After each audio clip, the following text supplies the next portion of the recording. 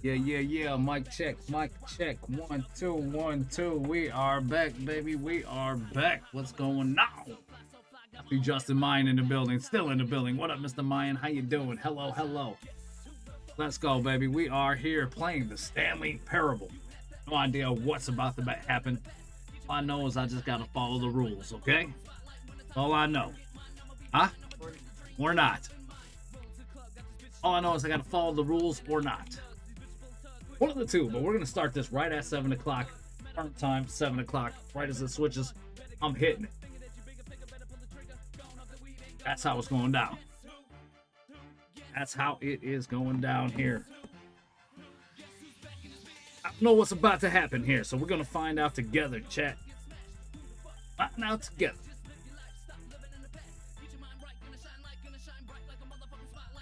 Seven o'clock. Let's go. Confirm. Settings can be accessed from the main menu. Okay. There we go. There we go. We're back at it. Let's do it. Horror game? I don't know, Justin. I don't know what the hell it is. Not a horror game. Sugar says no. But it's a game. Get in the game. Game. R. Playing the Stanley Parable Ultra Deluxe. Let's try it. Let's check it out. Sugar, thank you for the like. Do it. Let's do it. The end is never the end.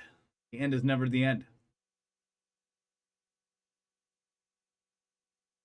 Except for when it's the end. This is the story of a man named Stanley. Story of a man named Stanley. Worked for a company in a big building where he was employee number 427. Employee number 427's job was simple. He sat at his desk in room 427 and he pushed buttons on a keyboard. Orders came to him through a monitor on his desk, telling him what buttons to push, how long to push them, and in what order. This is what employee 427 did every day of every month of Chris Putty, welcome back. Hello. Although others might have considered it soul-rending, Stanley relished every moment that the orders came in, as though he had been made exactly for this job. And Stanley was happy. Hey, that's good, man. Hopefully you made some good money then, man. Hell yeah. And then one day, something very peculiar happened. Something that would forever change Stanley. Hey, let's Something go. he would never quite forget. Now it's time to relax a little bit, Putz. For nearly an hour, when he realized that not one single order had arrived on the monitor for him to follow. No one had showed up to give him instructions, call a meeting, or even say hi. Never in all his years at the company had this happened, this complete isolation. Something was very clearly wrong. Shocked, frozen solid, Stanley found himself unable to move for the longest time. But as he came to his wits and regained his senses, he got up from his desk and stepped out of his office. All right, Jack's going for some hoopland. Let's go, Jack. Yeah, hell yeah. All right, we decided to step out of our office. All of his co-workers were gone. What could it mean? Stanley decided to go to the meeting room. Perhaps he had simply missed a memo. Memo. Meeting room.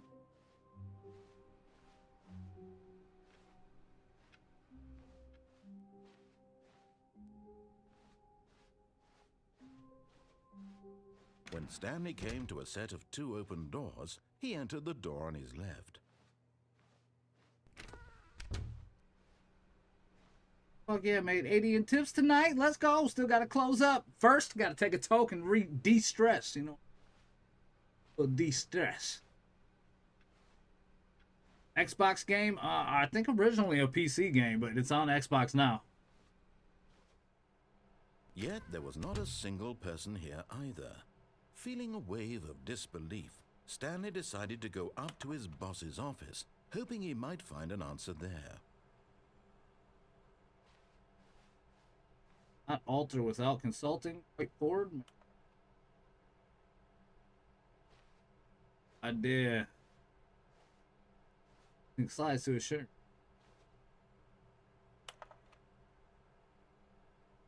You most of all. Alright, we gotta go find the boss's office. Was it? It just... I swear that shit just made a noise. Coming to a staircase, Stanley walked upstairs to his boss's office.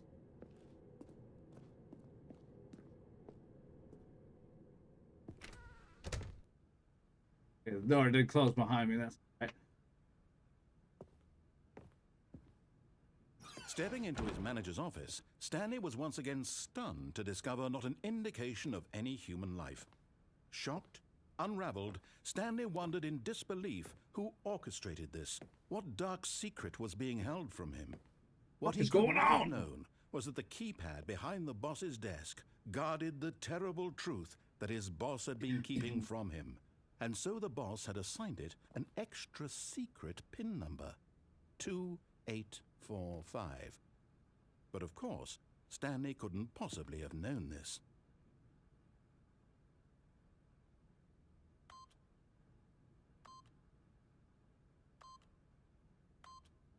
Yet incredibly, by simply pushing random buttons on the keypad, Stanley happened to Oh god, what the fuck happened? by sheer luck. Sheer luck. Amazing. He stepped into the newly opened passageway. He said, what kind of switcheroo, gameroo, shenanaroo is this? This is the Stanley Parable. What did I do? What did he do? He stepped... Or is it? Or is it? Oh, secret passageway. Oh.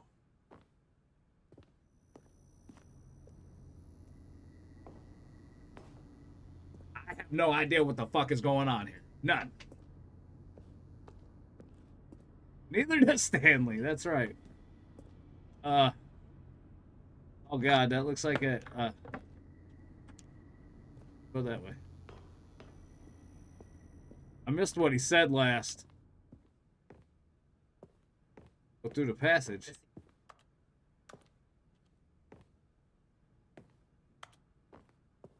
Just in it? That's this right here, right. Then it's just a dead end and a... Uh-oh. Oh, it's an elevator, but it's not here.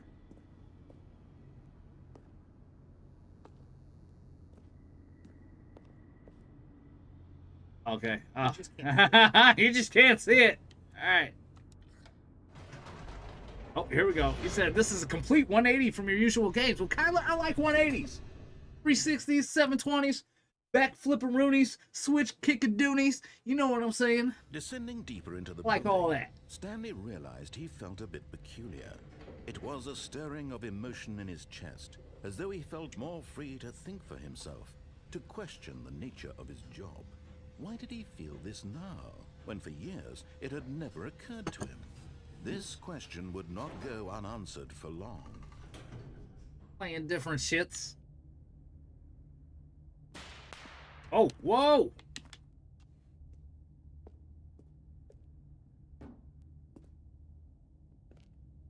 That. Stanley walked straight ahead through the large door that read Mind Control Facility. Okay, what the fuck is going on now? And I'm just gonna follow directions.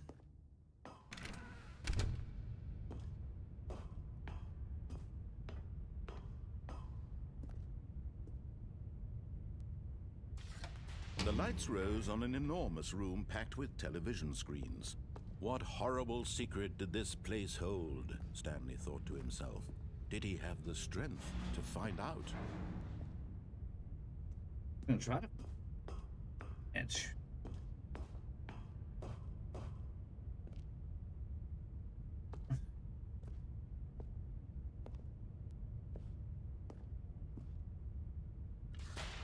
Now the monitors jumped to life, their true nature revealed. Whoa. Each bore the number of an employee in the building, Stanley's co-workers. The lives of so many individuals reduced to images on a screen. And Holy Stanley, shit. one of them, eternally monitored in this place where freedom meant nothing.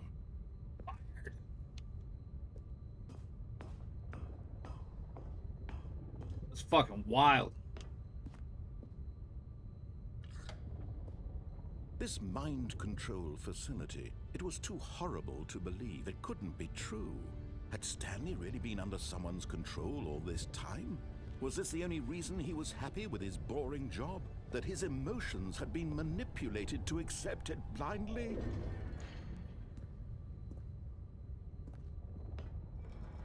No, he refused to believe it. He couldn't accept it. His own life in someone else's control? Never!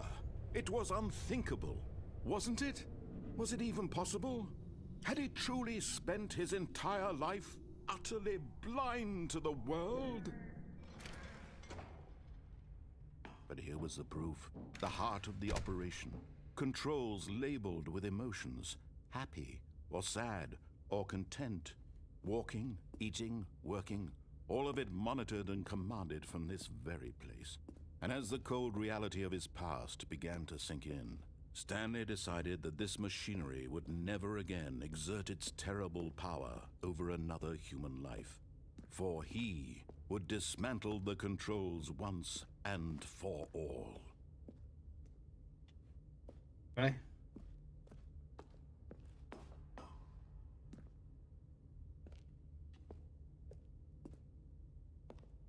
Fuck. Mind controls idle, awaiting input. Alright, power off. And when at last he found the source of the room's power, he knew it was his duty, his obligation, to put an end to this horrible place and to everything it stood for.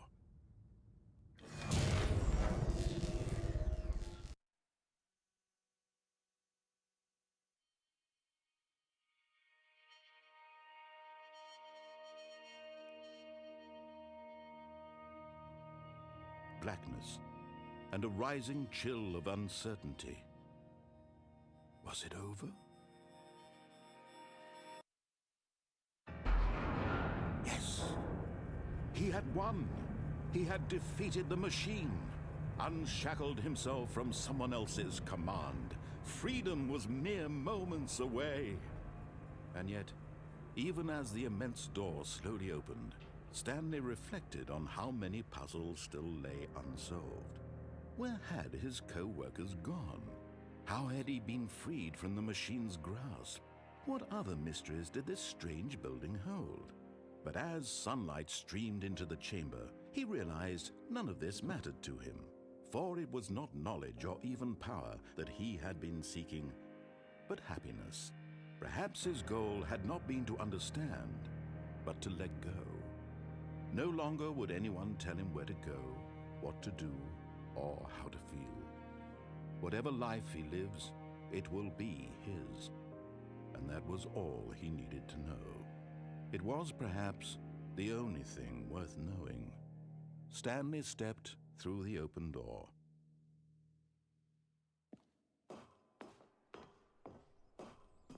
I feel like this is the end of the game.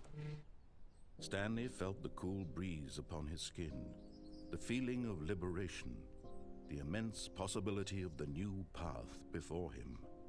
This was exactly the way, right now, that things were meant to happen.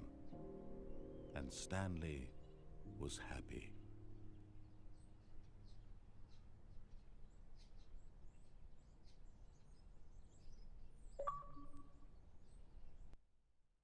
Your first achievement.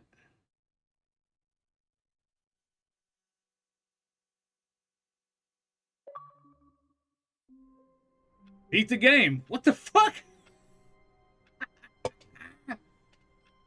Oh, hell no. Oh, what kind of bullshit is this? And then it just starts over.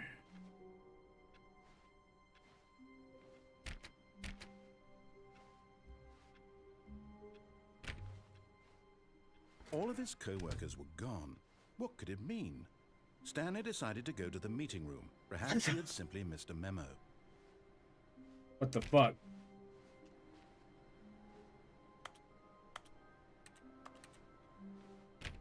All right, now I'm checking everything.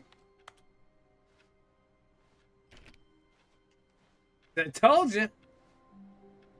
No matter how hard Stanley looked, he couldn't find a trace of his co-workers.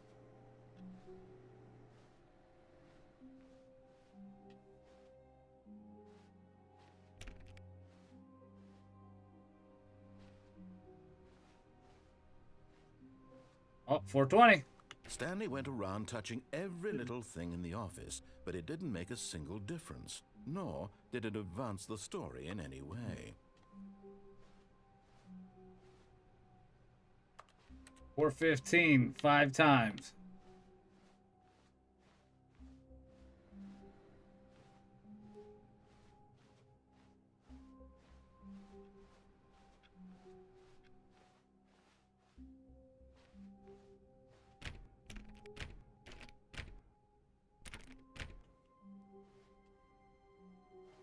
Never mind. Or 430. Try it 5 different times.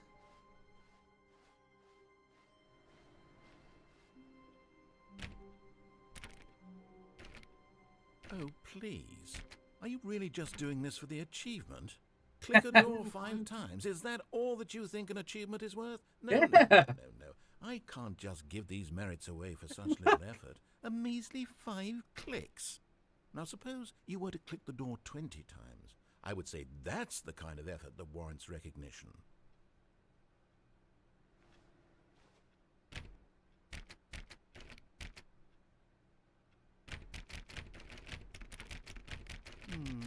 I have to say, I'm still not feeling the satisfaction of witnessing true effort for a noble cause.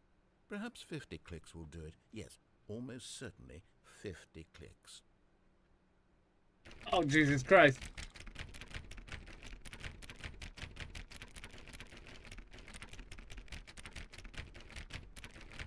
No, I'm still not feeling it. I want this achievement to have meant something. It has to be a true reward for valiant effort. I want to see some hustle, Stanley. I want to see commitment, a willingness to go all the way, no matter what the cost. Why don't you go put 20 clicks into door number 417?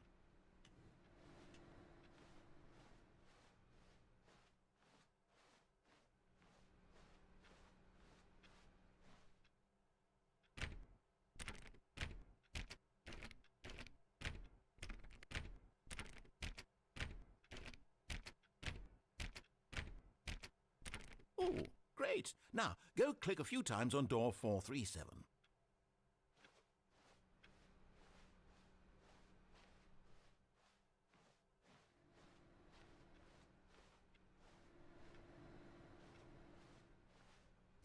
Excellent. I think we're getting somewhere. Now, door 415. Let's give it 10 clicks or so.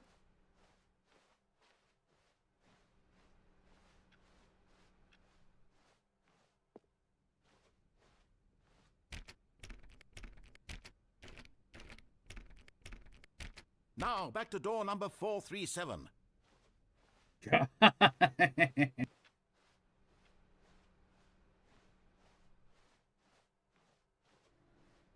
Let's see. How about you click on, well, I don't know, the copy machine?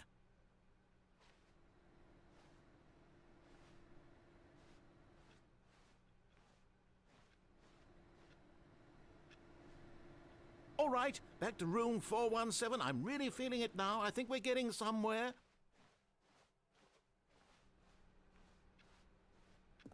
Okay, now go climb on employee 419's desk.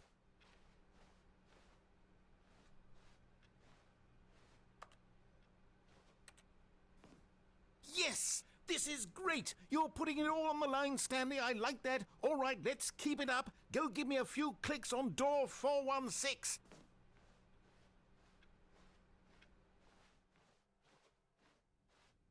We've almost got it! Now the copy machine, do that one again!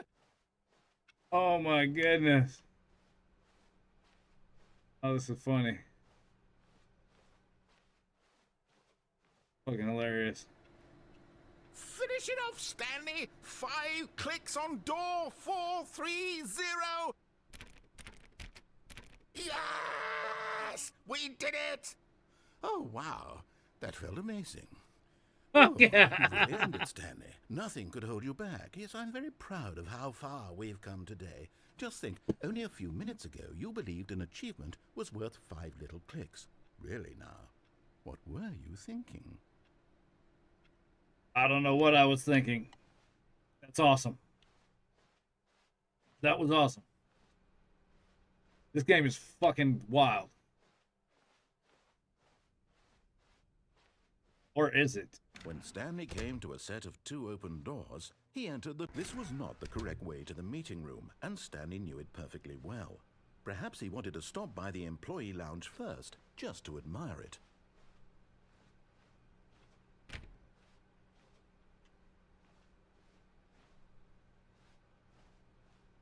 Ah, yes, truly a room worth admiring.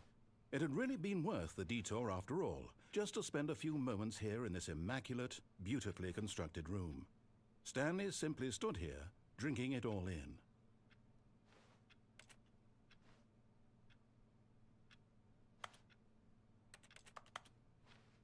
Yes, really, really worth it being here in the room.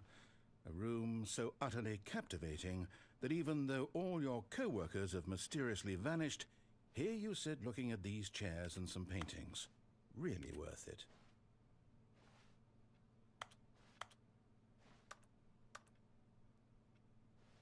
But eager to get back to business, Stanley took the first open door on his left. Fuck.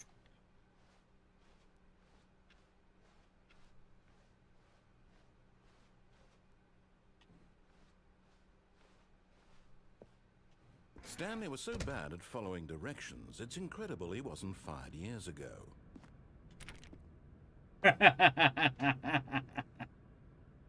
Oh my god.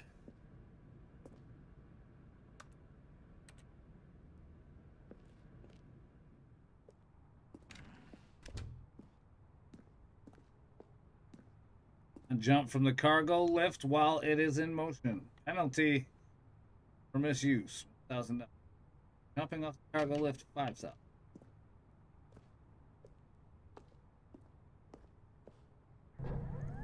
Look, Stanley, I think perhaps we've gotten off on the wrong foot here. I'm not your enemy, really, I'm not. I realize that investing your trust in someone else can be difficult, but the fact is that the story has been about nothing but you all this time. There's someone you've been neglecting, Stanley. Someone you've forgotten about. Please, stop trying to make every decision by yourself. Now, I'm not asking for me, I'm asking for her. This is it, Stanley. Your chance to redeem yourself. To put your work aside. To let her back into your life. She's been waiting.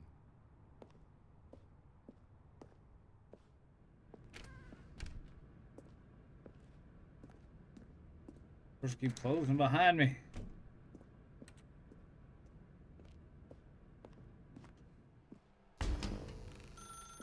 That's her, Stanley.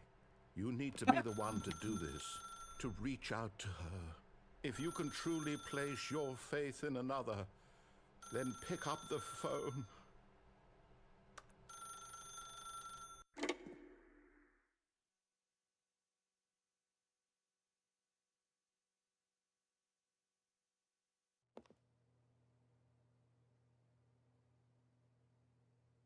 Oh, Stanley, is that you?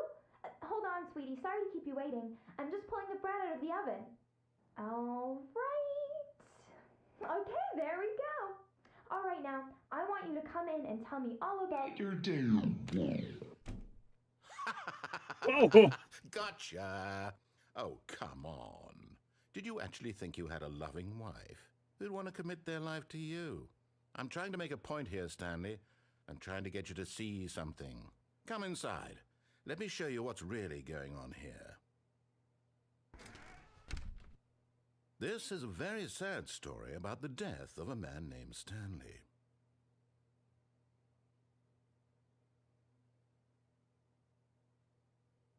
what the fuck? Stanley is quite a boring fellow. He has a job that demands nothing of him, and every button that he pushes is a reminder of the inconsequential nature of his existence. Look at him there, pushing buttons, doing exactly what he's told to do. Now he's pushing a button. Now he's eating lunch. Now he's going home. Now he's coming back to work. One might even feel sorry for him, except that he's chosen this life.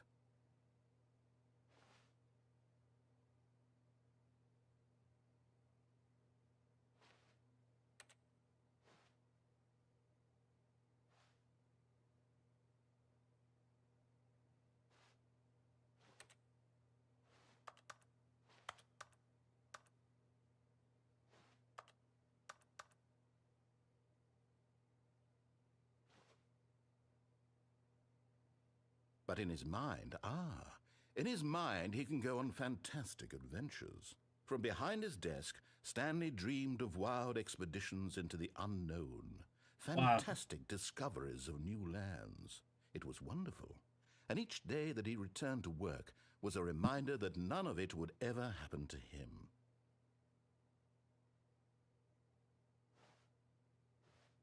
And so he began to fantasize about his own job.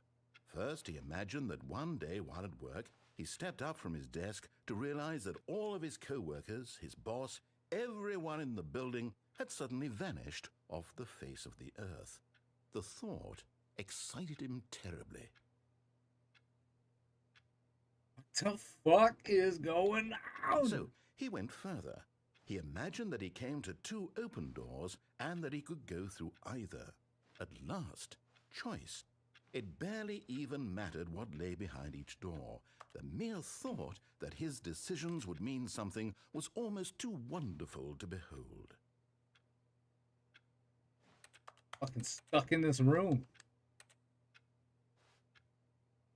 As he wandered through this fantasy world, he began to fill it with many possible paths and destinations. Down one path lay an enormous round room with monitors and mind controls. And down another was a yellow line that weaved in many directions, and down another was a game with a baby. And he called it the Stanley Parable.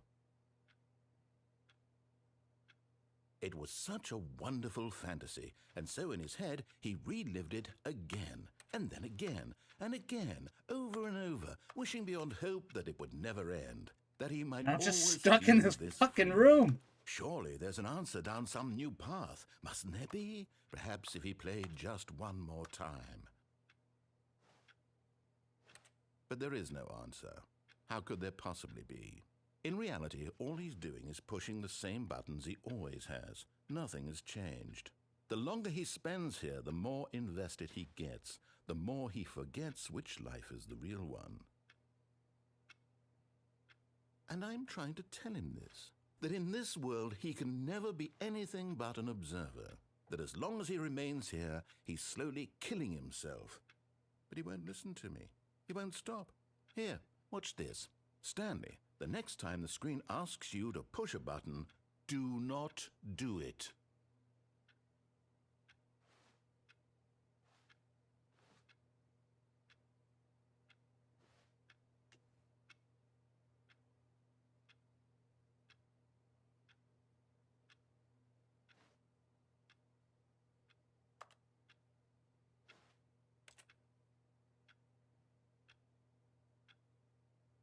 Just sit here and not do nothing or what?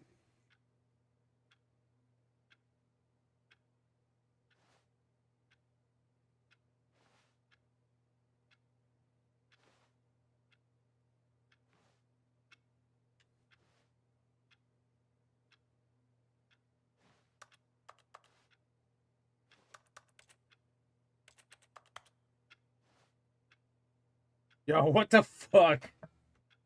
Is it really just gonna game? Just gonna sit here and see if I don't push it?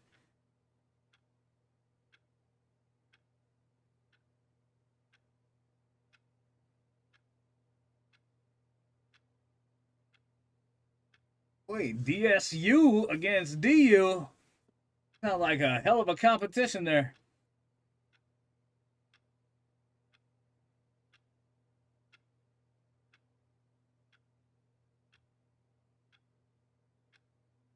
What the fuck is all this about, though? What? Man, okay. How long can I sit here and not push the button?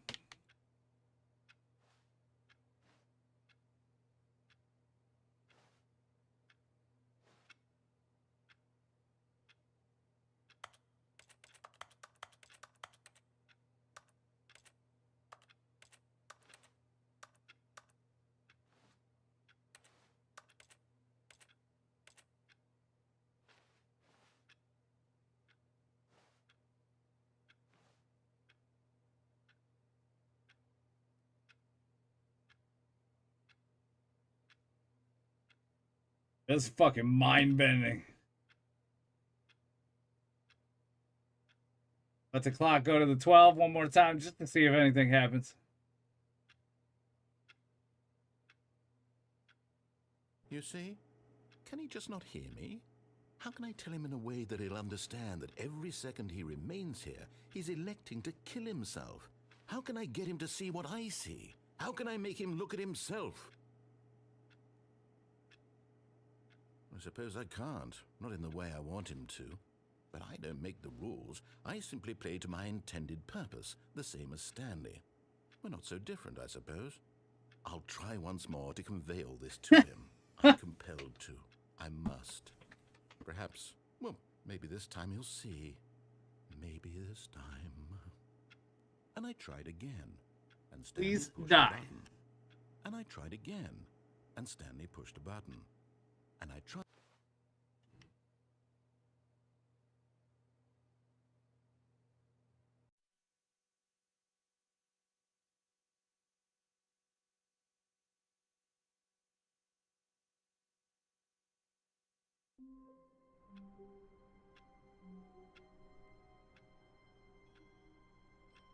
Oh my fucking goodness. All of his co-workers were gone.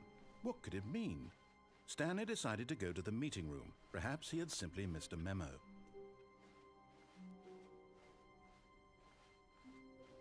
When Stanley came to a set of 2 open doors, he entered the door on his left.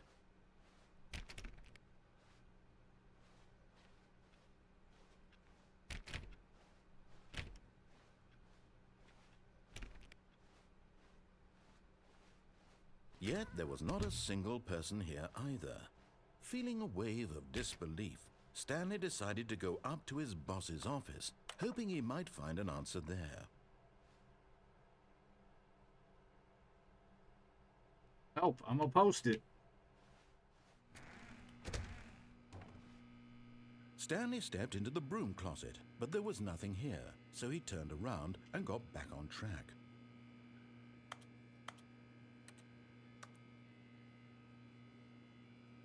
There was nothing here.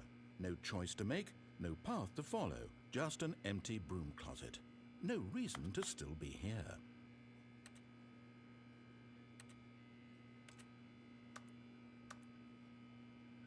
It was baffling that Stanley was still just sitting in the broom closet. He wasn't even doing anything. At least if there was something to interact with, he'd be justified in some way. As it is, he's literally just standing there doing sweet FA. Coming to a staircase, Stanley walked upstairs to his boss's office. No, he didn't.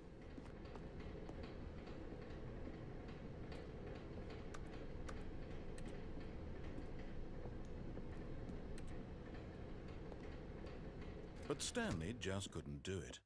He considered the possibility of facing his boss. Admitting he had left his post during work hours, he might be fired for that. And in such a competitive economy, why had he taken that risk? All because he believed everyone had vanished? His boss would think he was crazy. And then something occurred to Stanley. Maybe, he thought to himself, maybe I am crazy.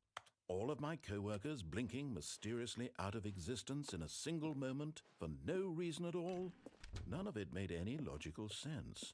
And as Stanley pondered this, he began to make other strange observations. For example, why couldn't he see his feet when he looked down? Why did doors close automatically behind him wherever he went? And for that matter, these rooms were starting to look pretty familiar. Were they simply repeating? No, Stanley said to himself, Chest this itch. is all too strange. This can't be real. What I got down And in at there? last, he came to the Ah! conclusion that had been on the tip of his tongue. He just hadn't found the words for it. Fuck you, Ron. Dreaming! He yelled. This What is all the a fuck dream. is going on? Oh, what a relief Stanley felt to have finally found an answer, an explanation. His co-workers weren't actually gone. He wasn't going to lose his job. He wasn't crazy after all. And he thought to himself, I suppose I'll wake up soon. I'll have to go back to my boring real-life job pushing buttons. I may as well enjoy this while I'm still lucid. So, he imagined himself flying and began to gently float above the ground. Yo, I'm Then fucking. he imagined himself soaring through space on a magical starfield, and it too appeared. It was so much fun, and Stanley marveled that he had still not woken up. How was he remaining so lucid? The And then fuck? perhaps the strangest question of them all entered Stanley's head.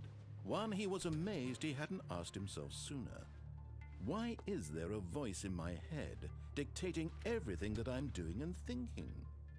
Now the voice was describing itself being considered by Stanley, who found it particularly strange. I'm dreaming about a voice describing me, thinking about how it's describing my thoughts, he thought. And while he thought it all very odd and wondered if this voice spoke to all people in their dreams, the truth was that, of course, this was not a dream. How could it be?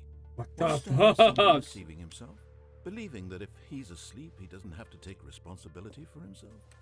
Stanley is as awake right now as he's ever been in his life. Now, hearing the voice speak these words was quite a shock to Stanley. After all, he knew for certain, beyond a doubt, that this was in fact a dream. Did the voice not see him float and make the magical stars just a moment ago? How else would the voice explain all that? This voice was a part of himself too. Surely, if he could just... He would prove it. He would prove that he was in control, that this was a dream.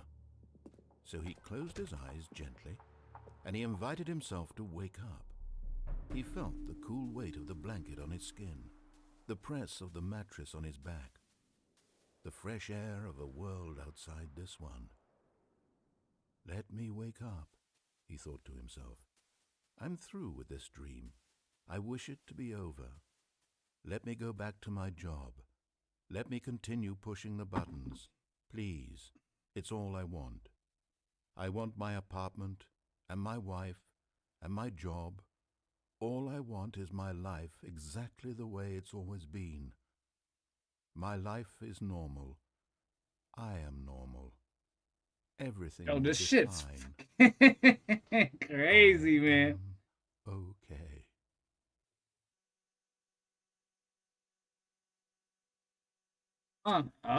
He woke up back in here though. Stanley began screaming. Please, someone, wake me up. My name is Stanley.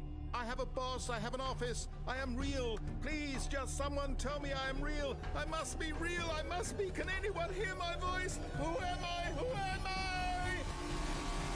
And everything went black.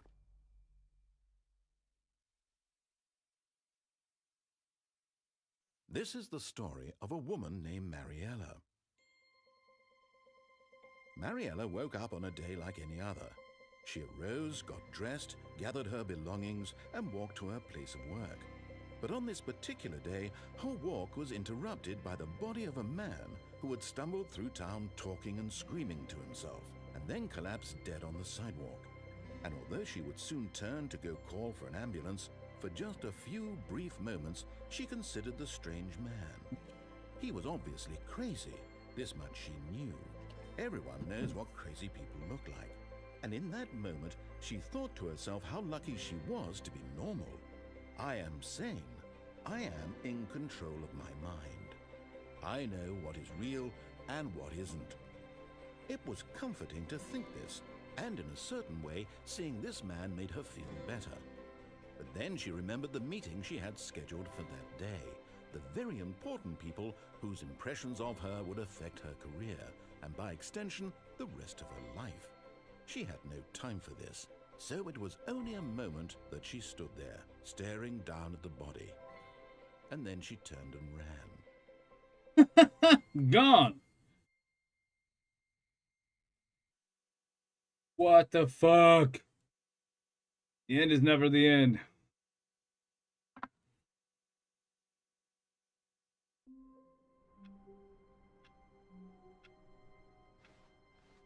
All of his co-workers were gone. What could it mean? Stanley decided to go to the meeting room. Perhaps he had simply missed a memo.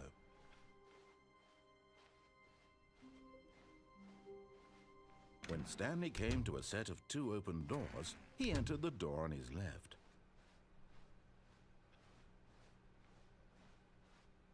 Yet there was not a single person here either. Feeling a wave of disbelief, Stanley decided to go up to his boss. Coming to a staircase, Stanley walked upstairs to his boss's office. Go in there. You're stuck in there. I ain't going in there. Green Bay Cheeseheads at Gaming with Green Blazers. Oh boy, fucking Cheeseheads.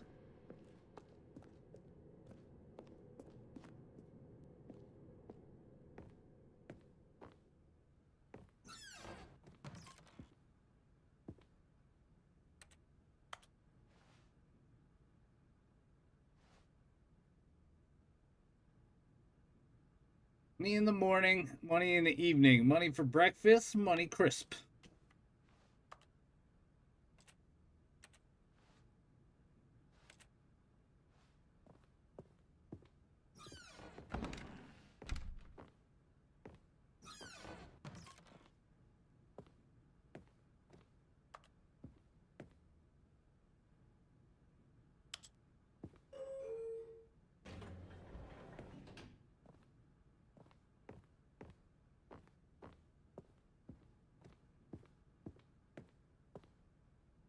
Stepping into his manager's office, Stanley was once again stunned to discover not an indication of any human life. What could it mean? Stanley wondered aloud to nobody. He began wildly tearing through papers on the boss's desk, pulling books off the shelf, looking behind paintings, desperate for clues to his situation. But his attention was caught by a keypad behind the boss's desk. What could its purpose be? In fact, this keypad guarded the terrible secret that lay buried below his feet. And so the boss had assigned it an extra secret PIN number, 2845. But of course, Stanley couldn't possibly have known this. Yet incredibly, by simply pushing random buttons on the keypad, Stanley happened to input the correct code by sheer luck. Amazing. He stepped into the newly opened passageway. Oh no, not yet, buddy. Not yet, buddy. Still got the little ones there. Put around here. What the fuck? Now I'm back on this.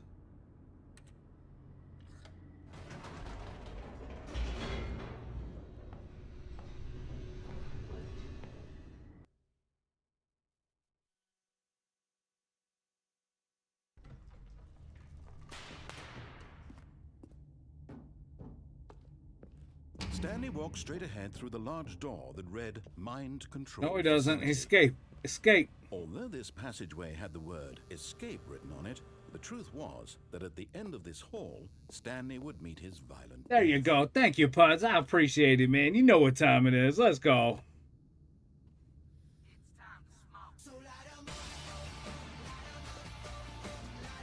The door behind him was not shut. Stanley still had every opportunity to turn around and get back on track. At this point, Stanley was making a conscious, concerted effort to walk forward and willingly confront his death. Yeah.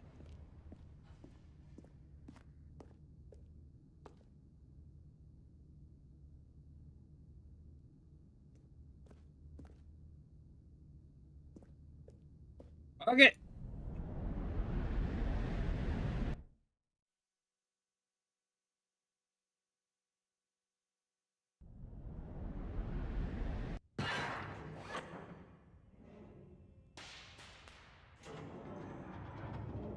As the machine whirred into motion and Stanley was inched closer and closer to his demise, he reflected that his life had been of no consequence whatsoever. Stanley can't see the bigger picture. He doesn't know the real story, trapped forever in his narrow vision of what this world is. Perhaps his death was of no great loss, like plucking the eyeballs from a blind man. And so he resigned and willingly accepted this violent end to his brief and shallow life. Farewell, Stanley. Oh.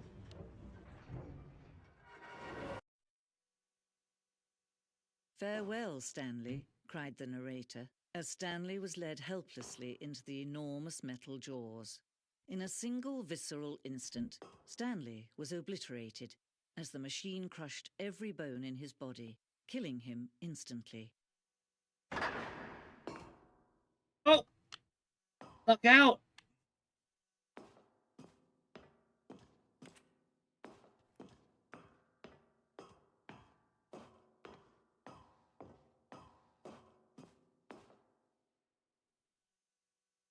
And yet it would be just a few minutes before Stanley would restart the game, back in his office, as alive as ever.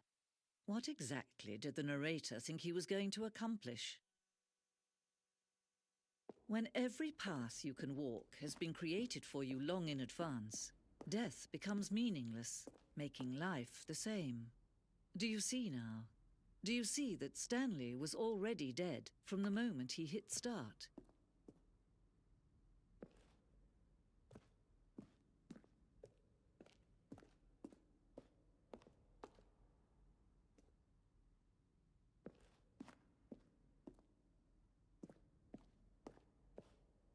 Time to see the Facebook memory of your daughter on the rocking horse. It reminds me how old we're getting. Oh, man. We're fucking old, buddy. Fucking old, bud.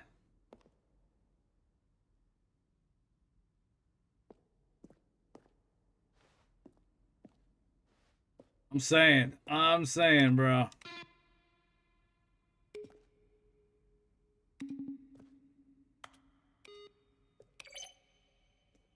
Y'all got different sounds. Okay, so what the fuck?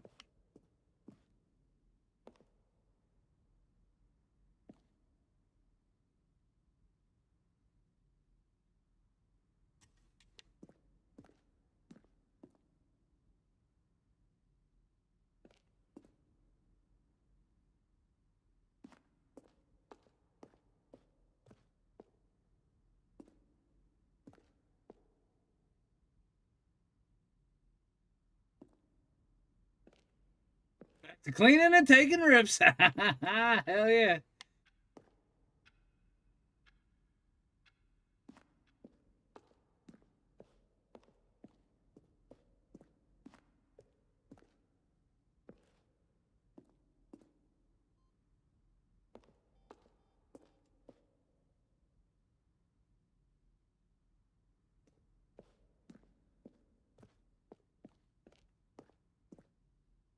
Now look closely, Stanley.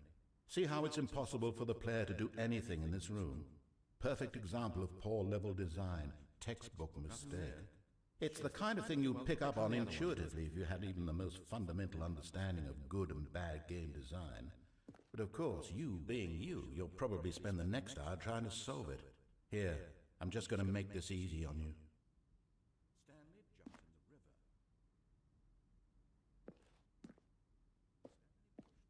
Big red button. Stanley stood on the snow. Stanley stood on the snow. When Stanley came to the lift, he traveled upward to the power source at the top of the facility to end this injustice forever through the green door. Stanley stood on the roof. Fuck is going home, man. Gotta love a high. Oh, yeah. Absolutely. Gotta love that high powered hood exhaust, man. Shit.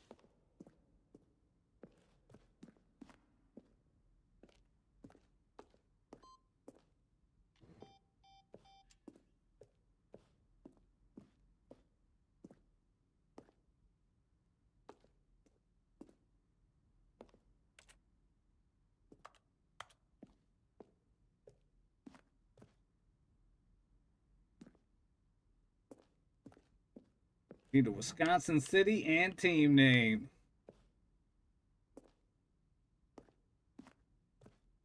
What?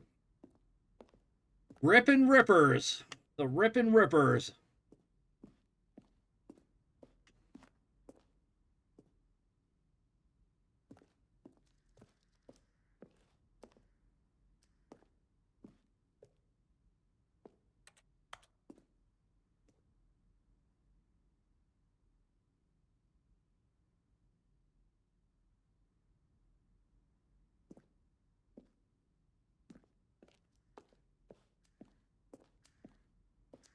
Control here.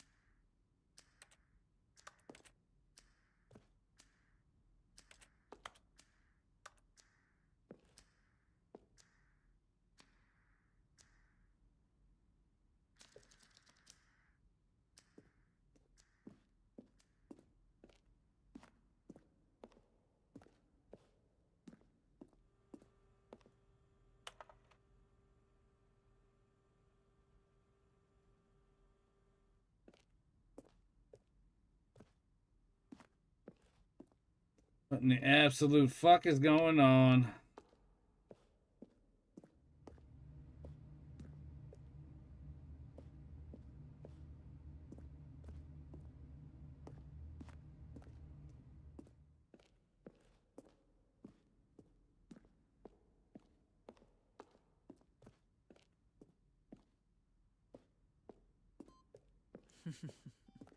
Oh, look at these two. How they wish to destroy one another. How they wish to control one another. How they both wish to be free. Can you see? Can you see how much they need one another? This fucking so No, crazy, man. It's not. Sometimes these things cannot be seen. But listen to me. You can still save these two. You can stop the program before they both fail. Turn off your Xbox. There's no other way to beat this game. As long as you move forward, you'll be walking someone else's path. Stop now and it'll be your only true choice. Whatever you do, choose it. Don't let time choose for you. Don't let...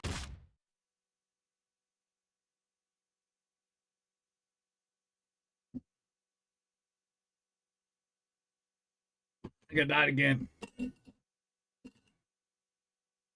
Ah!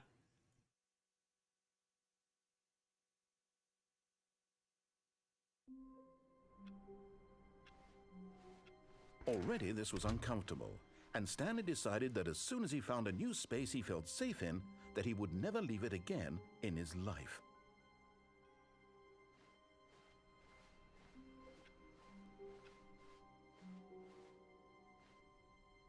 Like Central? When Stanley came to a set of 2 open doors, he entered the door on his left.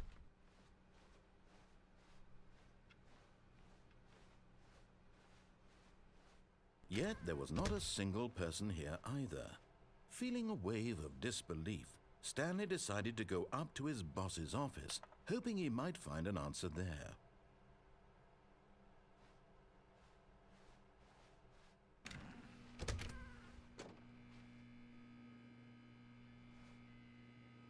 Oh no, no, not again. I won't be part of this. I'm not going to encourage you. I'm not going to say... Coming to a staircase, Stanley walked upstairs to his boss's office.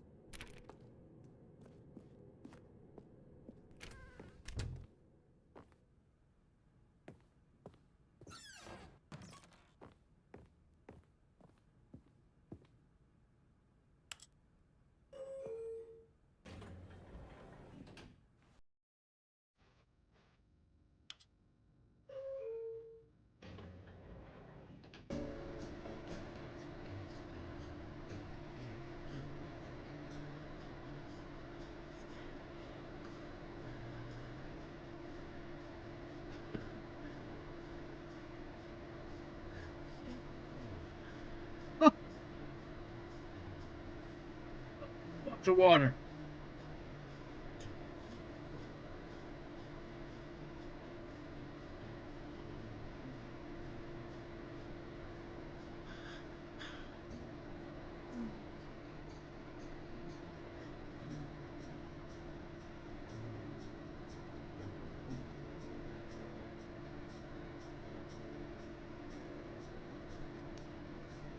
Yo, what up, John? How we doing? How we doing, man?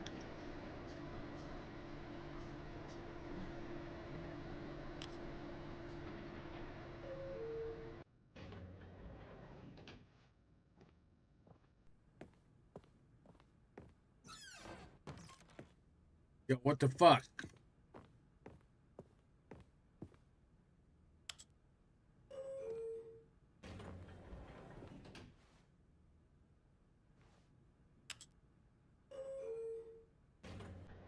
Maybe going down will do something different.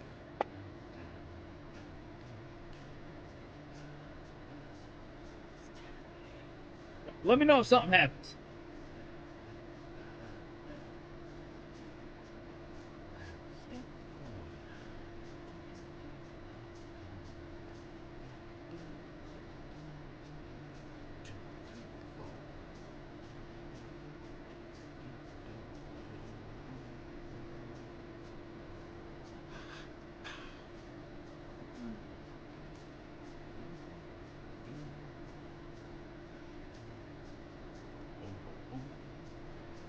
Still nothing's happening.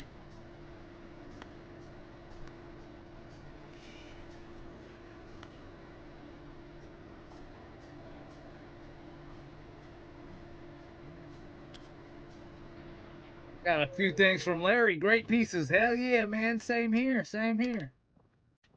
And nothing. The moment he entered his manager's office, Stanley froze in his tracks. Not a living soul anywhere. Could he really be all alone? This was too much for Stanley to take. Too much for any man to take. He fell to his knees, bursting into half moans, half sobs, the guttural retching of life from a man denied any hope, any reason to keep going. Here on the floor he lay prone, paralyzed by fear for nearly a full hour. But when at last he began to move about and survey the situation, he found a keypad behind the boss's desk. What could it mean? Was it a sign of hope for Stanley's Son of future? a Alas, bitch. it was not. For although this keypad guarded the terrible secret of Stanley's past, it had been assigned a 4-digit code so devious and so random that no man could ever hope to guess it. 2845. Statistically, nearly impossible to guess blindly, ever. Yet incredibly, by simply pushing random buttons on the keypad, Stanley happened to input the correct code by sheer luck. Amazing. He stepped into the newly opened passageway.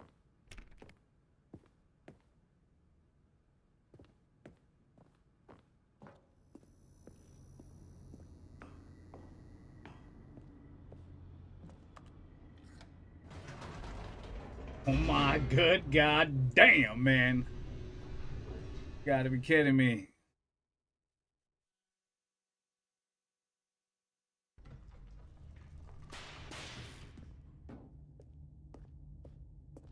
Stanley walked straight ahead through the large door that read Mind Control Facility.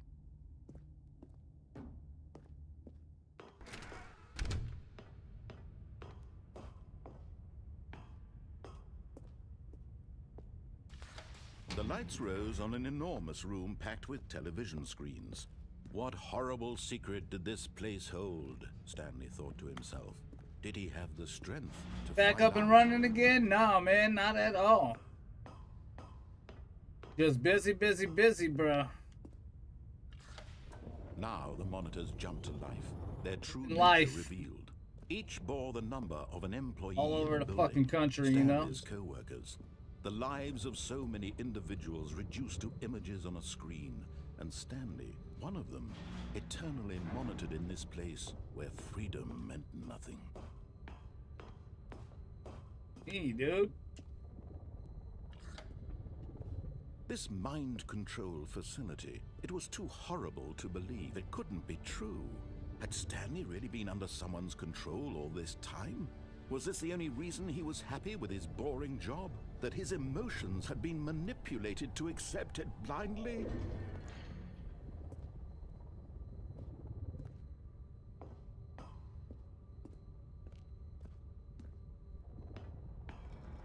No, he refused to believe it. He couldn't accept it. His own life in someone else's control? Never!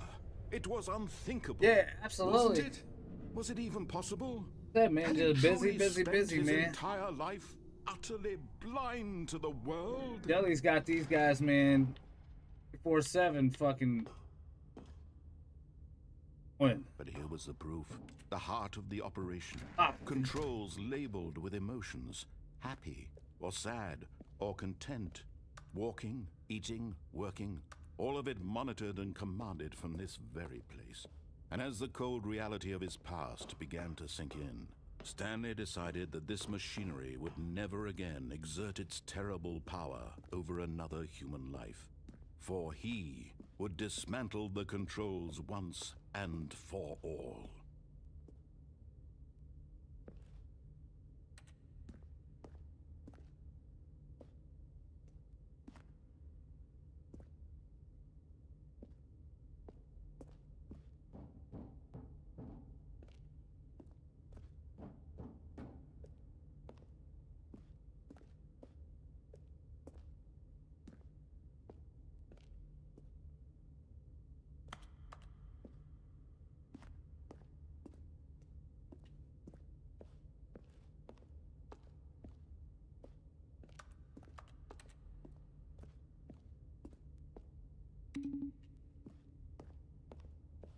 3.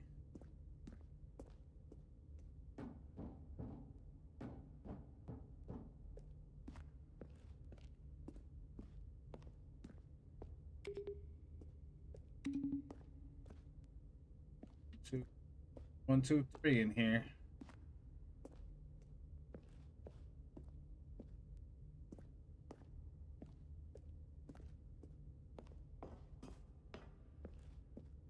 Five.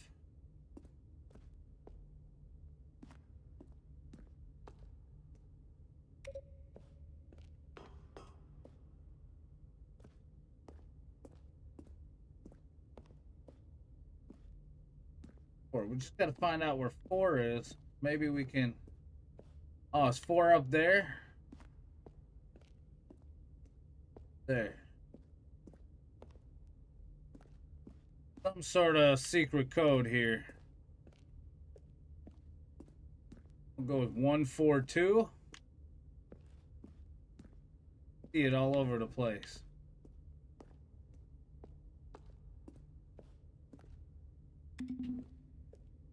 Oh, but I can't hit 4. It's up there.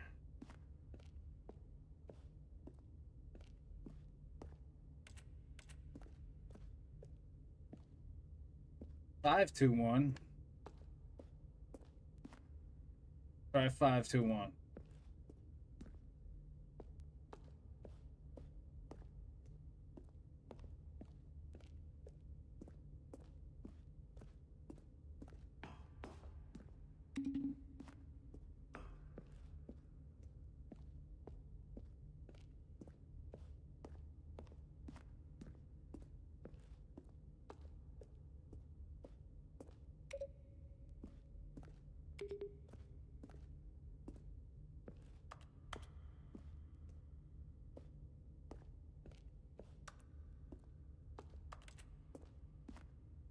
Yeah.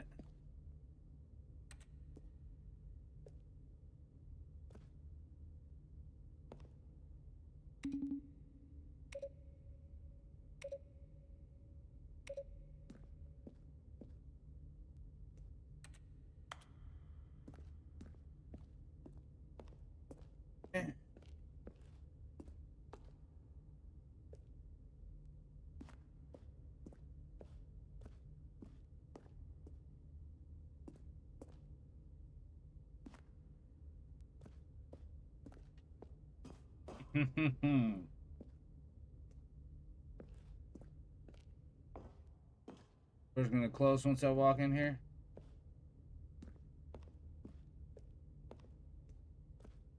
Five, 2, 1, not work.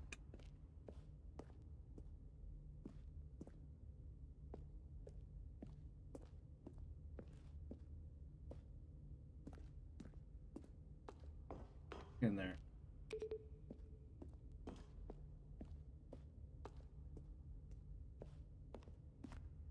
Four of them.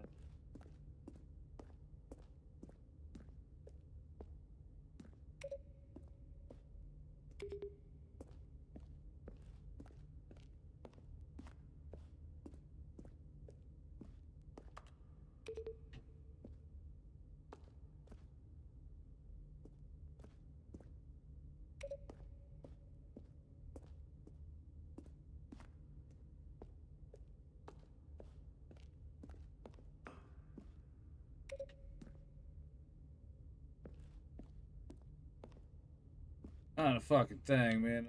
I don't know.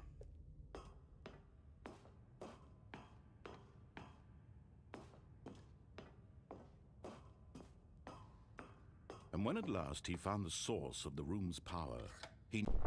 Oh, Stanley, you didn't just activate the controls, did you? After they kept you enslaved all these years, you go and you try to take control of the machine for yourself. Is that what you wanted? Control? Yeah. Oh, Stanley, I applaud your effort, I really do. But you need to understand, there's only so much that machine can do. You were supposed to let it go, turn the controls off, and leave. If you want to throw my story off track, you're going to have to do much better than that. I'm afraid you don't have nearly the power you think you do. For example, and I believe you'll find this pertinent, Stanley suddenly realized he had just initiated the network's emergency detonation system. In the event that this machine is activated without proper DNA identification, nuclear detonators are said to explode, eliminating the entire complex. How long until detonation then? Let's say, 2 minutes. Now this is making things a little more fun, isn't it, Stanley? It's your time to shine. You are the star. It's your story now. Shape it to your heart's desires.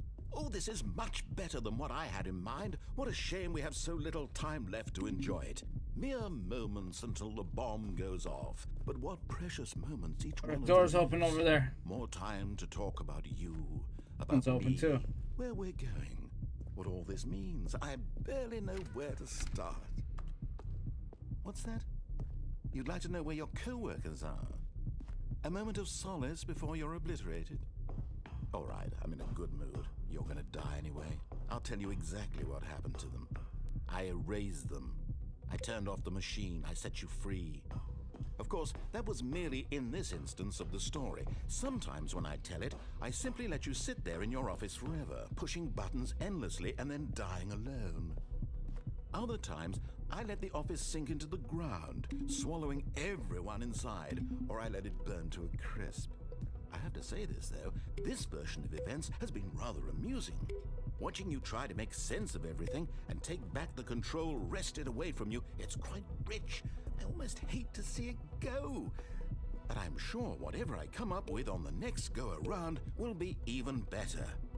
My goodness, only 34 seconds left. But I'm enjoying this so much. You know what? To hell with it. I'm Key to send power surge. Time on the clock, why not? These are precious additional seconds, Stanley. Time doesn't grow on trees. Oh dear me, what's the matter, Stanley? Is it that you have no idea where you're going or what you're supposed to be doing right now? Or did you just assume when you saw that timer that something in this room was capable of turning it off? I mean, look at you. Running from button to button, screen to screen, clicking on every little thing in this room.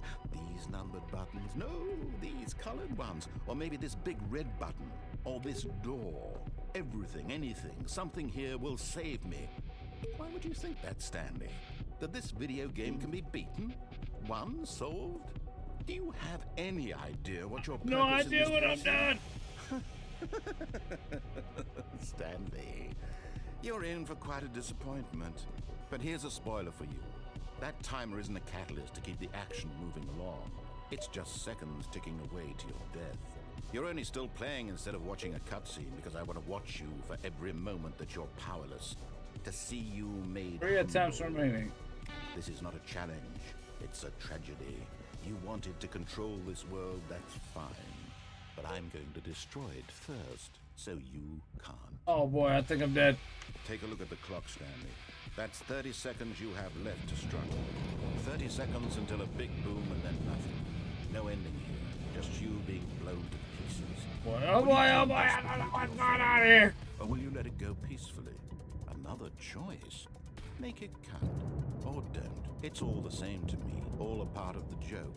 And believe me, I will be laughing at every second of your inevitable life from the moment we fade in until the moment I say, happily ever after.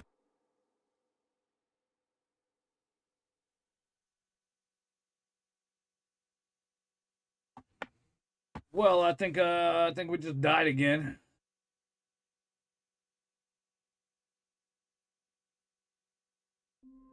That was wild. All of his co-workers were gone. What could it mean? Stanley decided to go to the meeting room. Perhaps he had simply missed a memo. New content. Oh, new content? What does that mean, new content?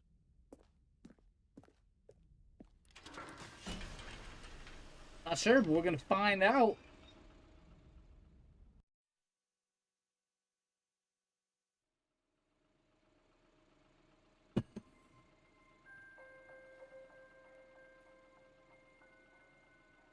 Hello, and thank you for playing the Stanley Parable Ultra Deluxe. As you may know, Okay, it's the going Stanley on. Parable was a video game released in 2013 on home computers. After receiving critical and commercial success, it was expanded upon in 2022 with the Stanley Parable Ultra Deluxe, a reimagining of the game for consoles and home computers.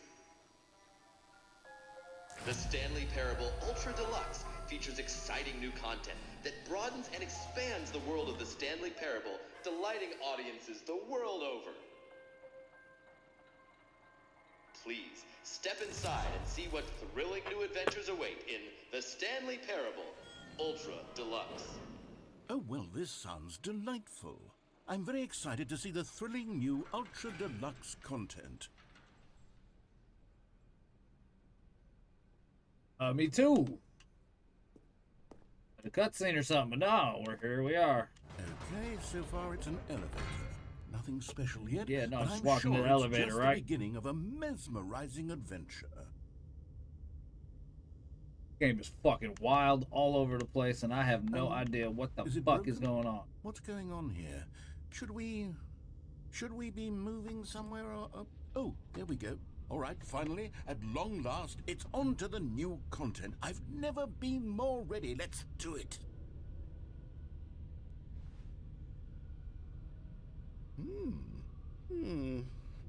I have to say, initial impressions of Stanley Parable Ultra Deluxe, mostly tedious. It's as if oh, okay. Let's see the content. Give me the content, Stanley.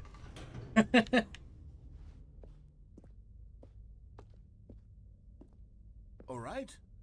All right, let's see. It's the jump circle.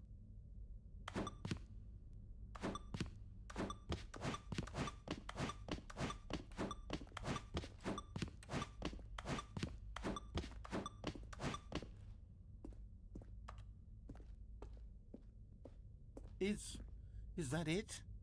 Surely that's not all the new content. There has to be something else, right?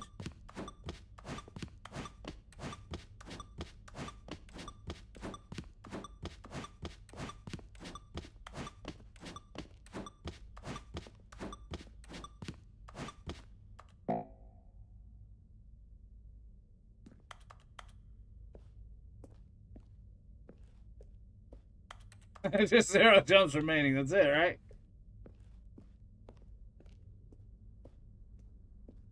Wow.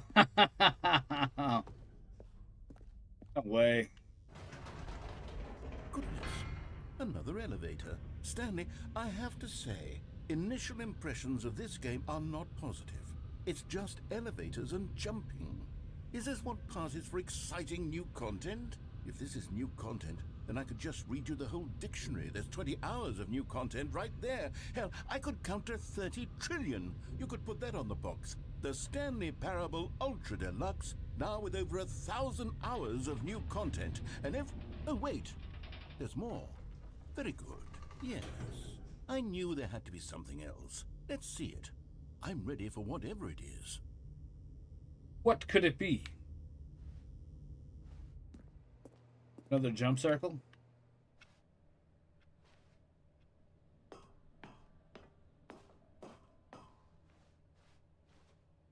That's it?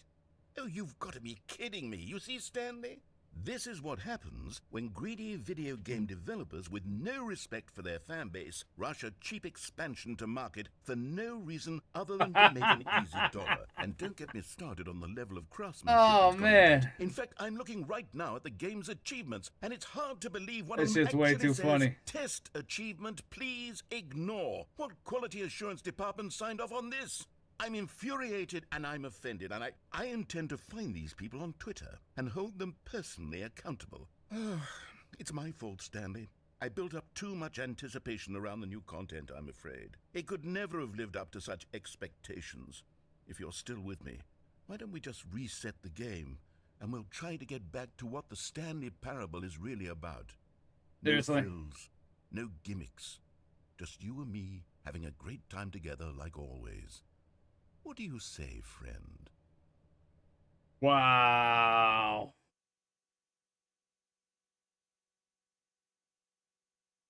Wow, wow, wow, wow, wow.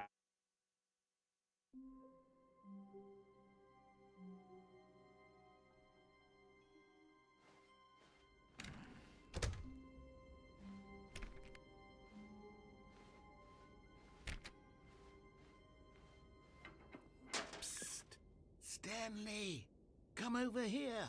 In the vent. I want to show you something. No. Oh, you don't want to see the cool surprise I made for you? Well, fine. You're a dork anyway, so who cares? Oh, never mind. You're not a dork.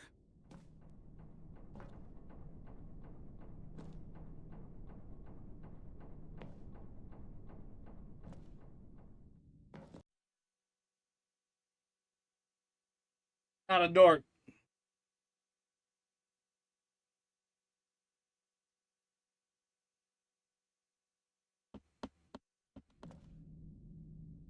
Okay, you remember how cheap and unsatisfying the new Ultra Deluxe content turned out to be? Well, it got me thinking about the past, and how much better the Stanley Parable used to be. So I made something special and tucked it away here where the game's developers won't find it. Just our little secret. Take a look. I call it the Memory Zone. It's where I've been storing all my favorite memories so I can relive the peak experiences of my life whenever I want. Experiences like the launch of the Stanley Parable on PC. You see, Stanley, doesn't the Memory Zone remind you of how wonderful Stanley Parable was before it was sullied with a cheap Xbox port? Remember back in October of 2013 when the game originally launched? Back then, video games had integrity. Back then, it all meant something. Oh, the waste.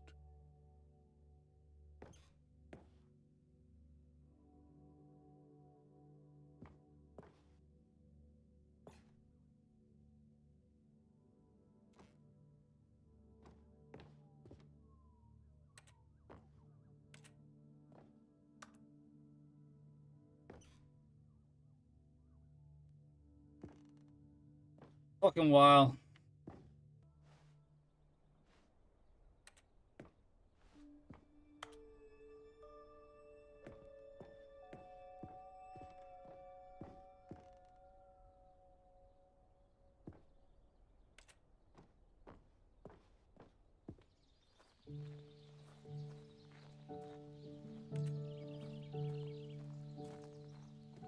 And over here is where I keep reviews of the Stanley Parable. Like this stunning triumph of games journalism. 10 out of 10 from Destructoid.com. Great shit on, let's James go. Stephanie Sterling writes, and I quote, "We're so many games that aspire to be more Hell than yeah, games buddy, and buddy, not less hell than yeah. any form of art. Stanley Parable strives and then succeeds to be every game ever created." Did you hear that, Stanley? Every game ever created. That's how grand and all-encompassing the original Stanley Parable was. It was literally every game ever created. It was Yes. Skyrim. It was Persona 3. It was all of them. And now... All it's of them. nothing. It's no games at all. It isn't even the Stanley Parable anymore. It's just a husk now. A lifeless husk with an hour of new elevator content.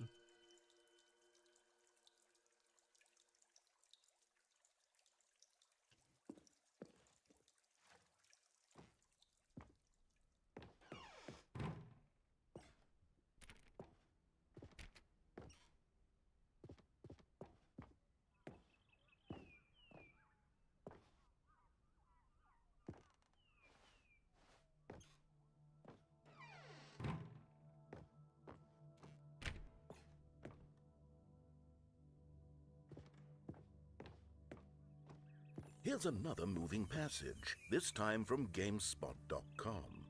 The Stanley Parable is both a richly stimulating commentary on the nature of choice in games, and one that offers some of the most enjoyable, surprising, and rewarding choices I've ever been confronted with in a game. 9 out of 10. Don't you get it, Stanley? The game was perfect.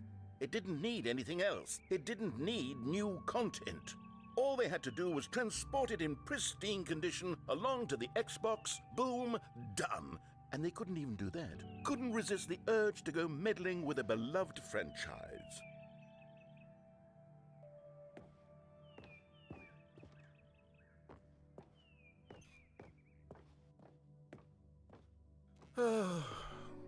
These were simpler times, Stanley. But I wouldn't give to go back, to have it all over again. Wait, hang on. I don't recall this part of the memory zone before. What's this? What's down here? Oh no, oh God, no, Stanley. It's a collection of reviews from Pressurized Gas, the extremely popular online storefront for computer games. I haven't looked at these in years. I can't even imagine what's been collecting down here. Surely these reviews were glowing as well, weren't they?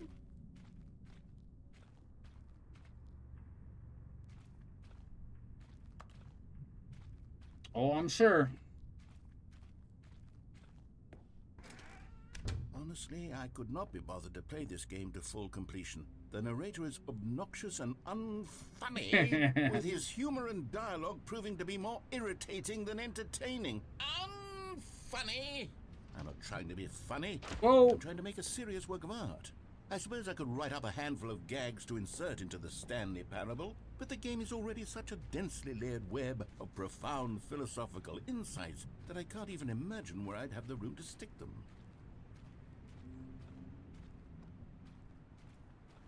I had the room to stick it anywhere.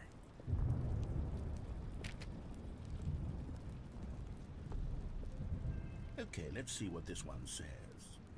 While the idea for the game is good, for someone who prefers non-linear games, this preachiness gets annoying fast. Preachy? Stanley? I'm not preachy, am I?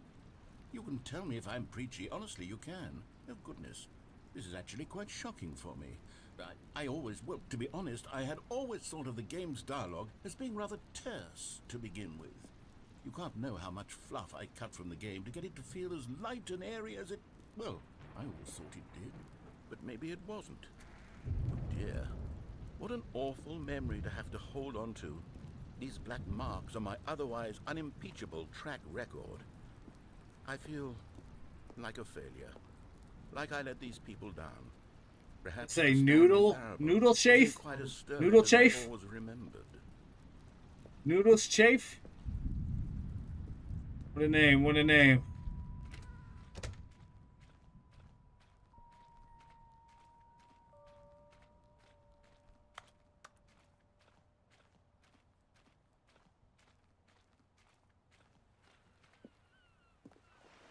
What's this one got to say?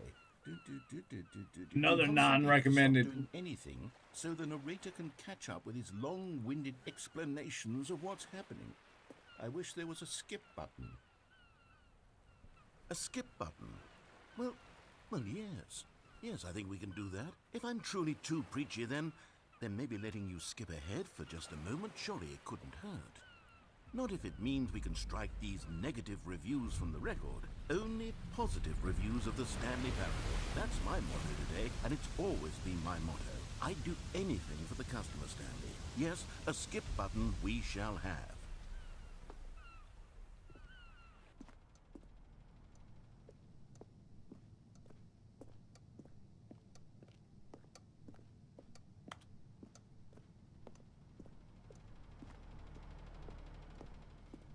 And here it is. Go ahead and give it a shot. I'll pop you forward in time so that the second my incessant droning starts to bore you, with just the push of a button, you'll have zipped right past it. It's what the players have been asking for, and I'm very proud to have delivered. No more listening to me rambling on and on and on. No. The Stanley Parable is a game for the people, and if the people want silence, then by goodness, that's what they're going to get. Well, don't sit around waiting for me to shut up. Go ahead and make me shut up. Here, we'll pretend that I've just begun an interminable monologue, and it goes something like this. The story, and the choices, or what have you, and therefore, by becoming it is, so on and so forth, until inevitably, we all until the end of time, at which time everything all at once, so, now you see, blah, blah, blah, blah, blah, blah, blah, blah, blah, blah, blah, blah, blah, blah, blah. We've eaten too much and it can't be just yet, no, until 245.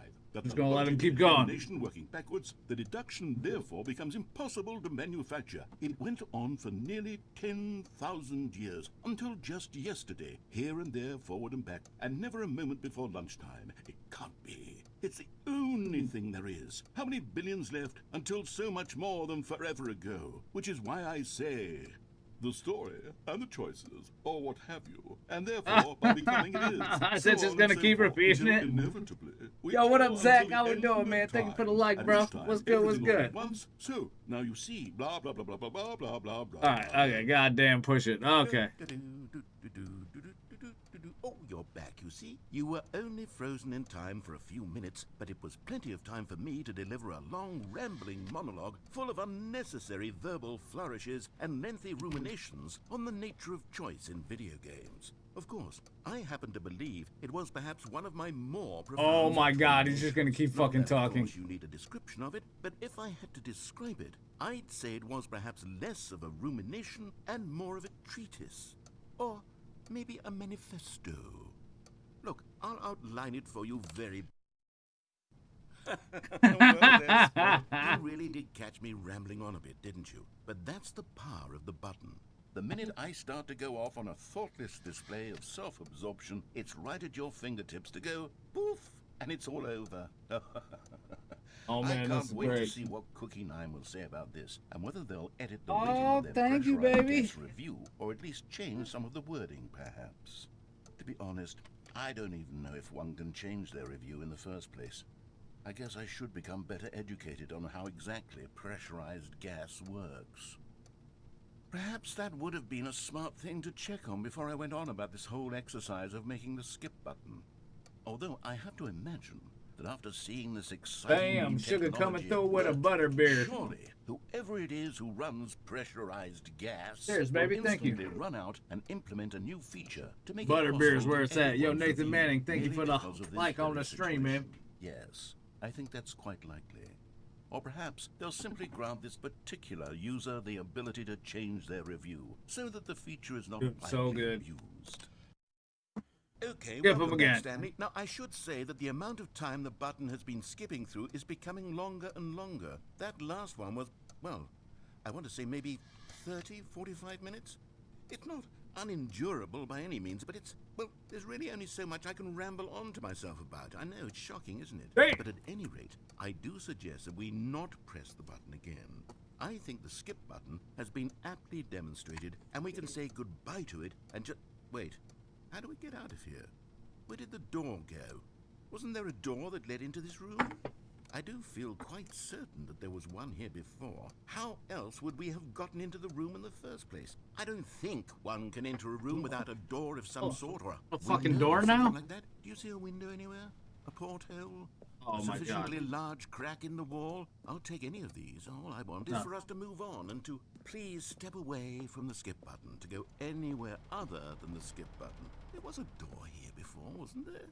I swear there was. Where did it go? That skip. Stanley, please don't push the button again. It's been 12 hours. You've just been frozen there. I don't know why the skips are getting longer, but they're really, truly getting longer. And my God, there's no way out of the room. Stanley, the door is gone. It's completely gone. I've looked at it from every angle. I've checked every one of those walls 1,000 times. And there's no door. We're doing it again. We're doing it again. Oh, Stanley. Oh my god, now it's dark. You're back. The tree is fucking dead. Someone to talk to again. Stanley, I think it's been a week. Or 2 weeks. I've been sitting here all that time. Just sitting here. Not a single person to speak with. And you'd think that that's just how it's always been, right? Me talking and you saying nothing. Would you think that it's exactly the same as always? Doesn't that feel like what we've always been Sure doing? does, sure Me does. just talking? But it isn't, Stanley. It isn't the same at all. It isn't even close. Because I know you can't hear me once you push that button. That's what I'm realizing now, Stanley. I'm realizing that I needed to know that someone was listening.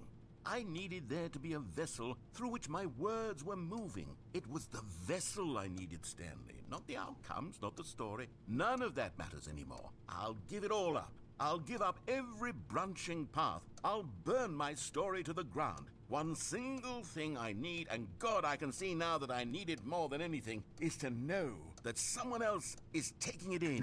These words that I'm saying, I need to know. Okay. them here. Ah. Oh, hello. It's you. You're here again. Welcome.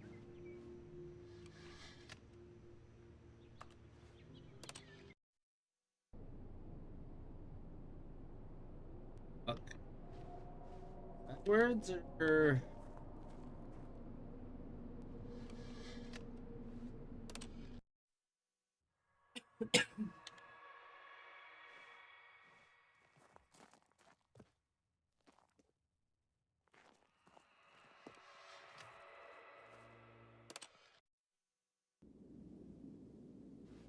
Oh boy. Oh, look at this. Look at this. Oh, look at this. Oh no.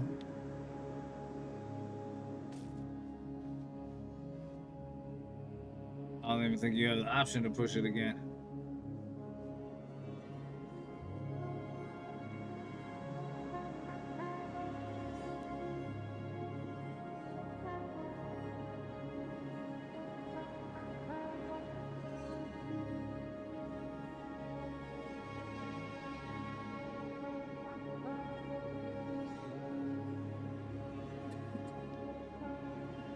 What exactly in the fuck are we walking out to?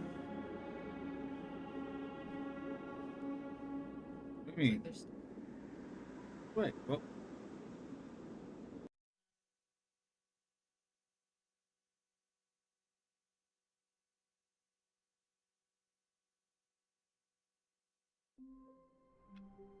Ha!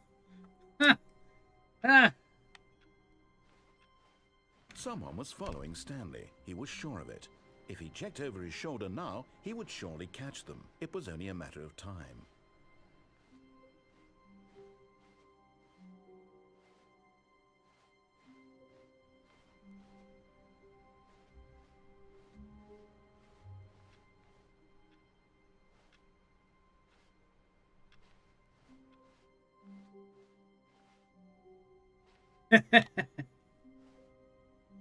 Oh, good. You noticed my sign. Yes, I have something very exciting to show you. New content. This is fucking awesome.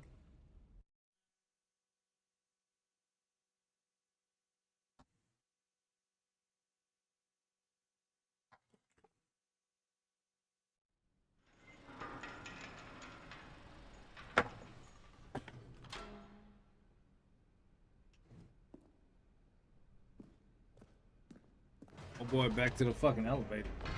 You see, Stanley, I've been reflecting on the Stanley Parable and about how roundly disappointing this ultra deluxe version has turned out to be. The original Stanley Parable was a landmark, and any new content for it should live up to that legacy. So forget this ultra deluxe nonsense. I say we take it one step even further. Whoa! Which is why I'm very proud to announce for the first time ever, the Stanley Parable 2. Oh god. The end Yes, is you never see, the end again. It's far superior to a measly port with a few minor additions. Think of all the new territory we'll cover with a fully fledged sequel. An entirely new experience, built from the ground up. Why, there are so many possibilities. It could go in so many different directions.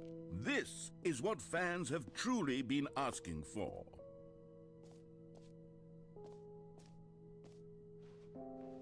Calling it the Stanley Parable 2 is just so much catchier than Ultra Deluxe, don't you think? Ultra Deluxe? What does it even mean? But the Stanley Parable 2, now that's an artistic statement right there. It's future-oriented. It screams progress and innovation and long-term franchising potential. Now, to be clear, I haven't quite nailed down what exactly the Stanley Parable 2 is going to be, but let's take a look at some of the features I've been developing for it. I figure that if I can loosely organize a handful of interesting concepts, that surely the game will sort of naturally spring up around them. It'll all work itself out. Game development is much more of a fuzzy magic than anything scientific or logical, really. Good.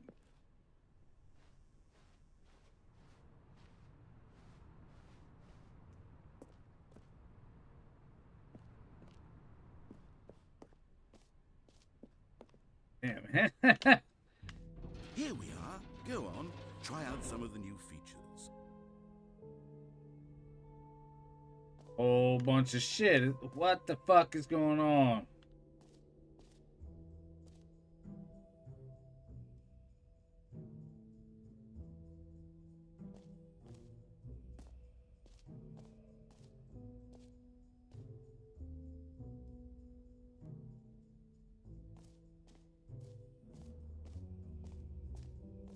Fucking out of control right here. I'm just going off to the right first.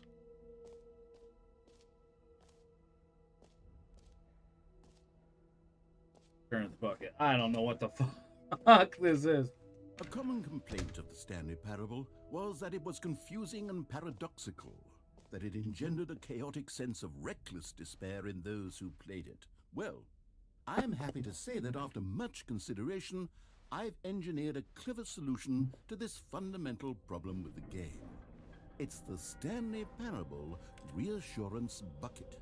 You see, Stanley, anytime you're holding the bucket, a sense of calm and ease will fill your mind and your heart. It's true. As long as you hold on to the bucket, the many disorienting contradictions Where the bucket is? I was like, where the fuck is the Parable bucket? will feel perfectly normal and perhaps even comforting. You may even come to long for the gentle embrace of jarring cognitive dissonance while the bucket is in your arms. And to be honest, it's a much more convenient solution for me than actually redesigning the game to be less uncomfortable. Can you imagine what a pain in the ass that would be? Yes, the bucket is the perfect solution. Come on, give it a try.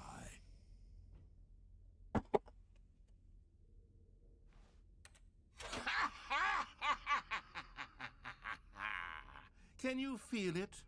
The glow of comfort, even in the face of crushing despair, must already be sweeping through your body. And in fact, can I say that I do believe the bucket lends you an air of charisma as well?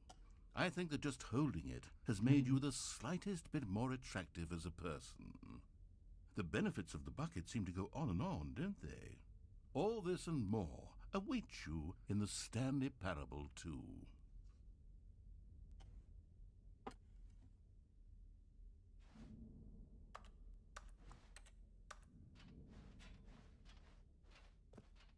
Fucking bucket. No, I just Does gotta anyone carry this give out bucket awards around? for most enjoyable bucket in a video game? That really should be an award if it isn't already.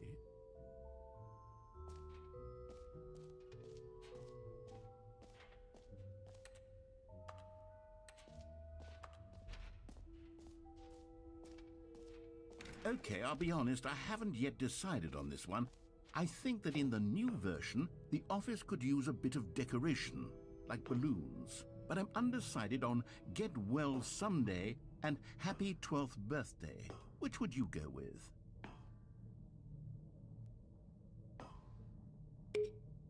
You know, sometimes when you solicit another person's opinion, it makes you realize that you knew which one you actually really wanted all along. Happy 12th birthday, step-niece, it is.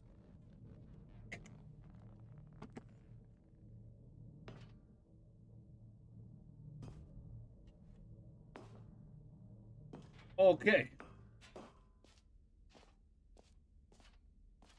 Or actually, maybe I should have gone with... No, I've made my decision, we're moving on.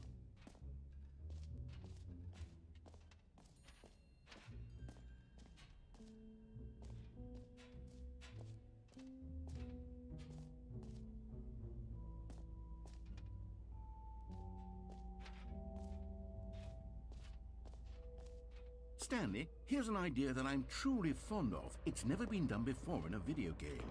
This is in fact a hole that you can fall down forever. That's right, infinite falling.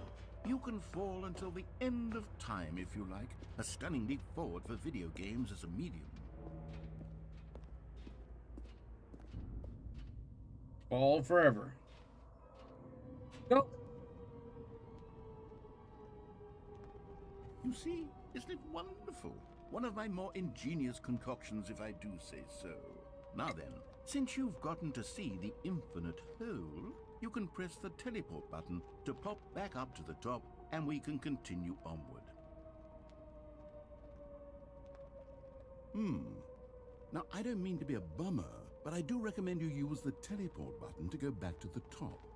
Maybe do it on the sooner rather than later spectrum of things. What? Okay, Stanley, I don't know quite how to say this tactfully, but it's possible that I slightly exaggerated the infinite nature of the hole. Is it a very, very deep hole? To be certain it is. It's an extremely deep hole. I don't want anyone to say that it isn't an astonishingly deep hole. It is. Is it infinite? Well, that sort of depends on your definition of infinity. From one perspective, the infinite is merely philosophical in nature. It's more of a...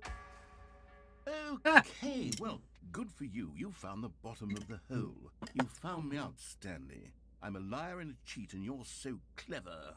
Look, I think the issue here is just that you're unusually fascinated by falling. What normal person actually wants to fall infinitely? I figured the hole was as deep as anyone would actually need. Don't you put this on me. Maybe you're the problem. Look, things got a little heated there. I think we both said some things we didn't mean. Why don't we just put all this behind us and agree to just call the hole mostly infinite? If that works for you, then go ahead and press the teleport button to warp up to the top of the hole and we can move on.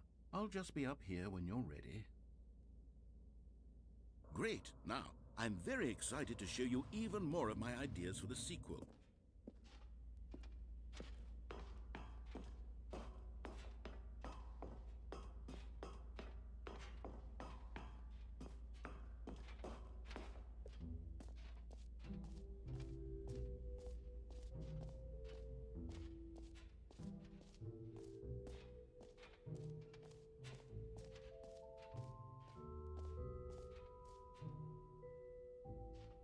You know what?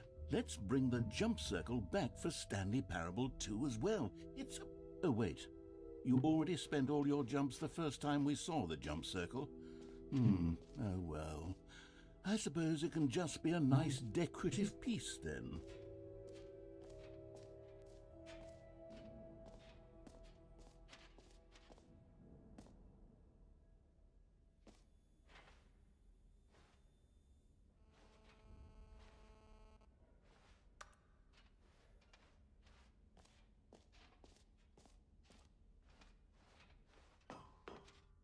An epilogue would be fun, wouldn't it, Stanley? Yes, it will go at the end of the, well, we'll figure that out later. What find here?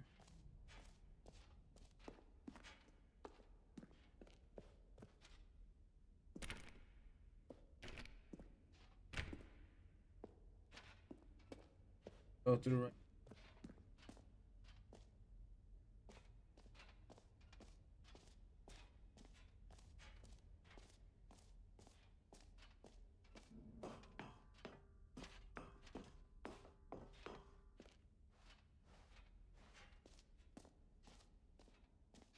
For the Stanley Parable 2, I asked myself, what do players really want? And of course, the first and most obvious answer is that they want to be individually recognized and validated as people. So with that in mind, my first addition to the game is this button which speaks the name of the person playing the game. Isn't that wonderful?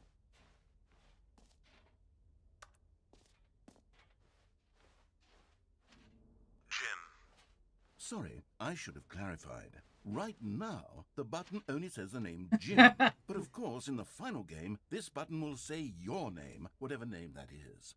Here, let's have you role-play as Jim to really simulate the full experience of this feature.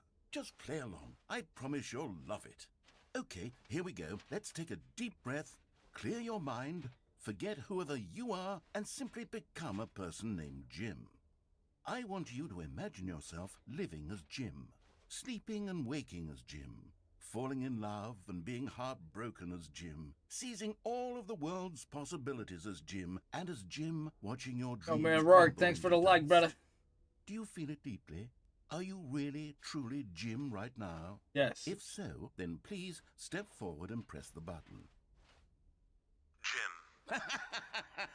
Yes, you see? What a thrill, what a rush. That was you. The button described you. Do it again, do it again. Jim. Ooh, it hits even harder the second time. If this were the only new feature in the Stanley Parable 2, it would still be worth the money. Let's take a break from the gym button. I'm too emotionally drained from all of this personal validation.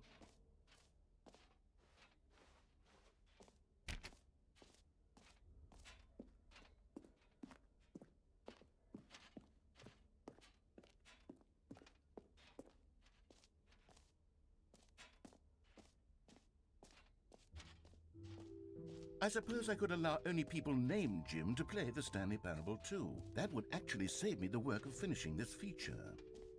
Sorry. Only Jims.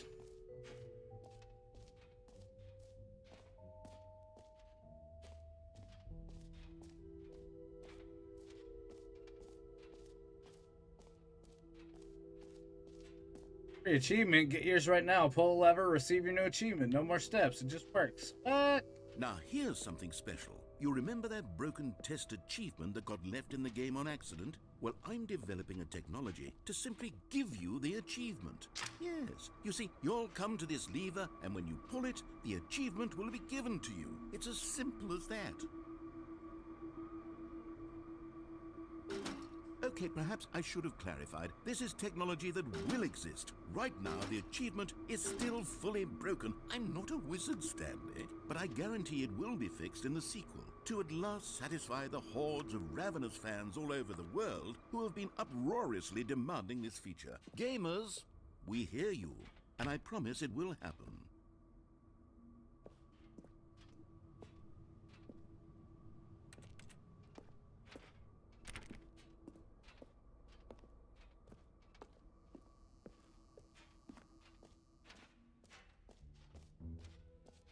What else? What other exhibits haven't we seen yet?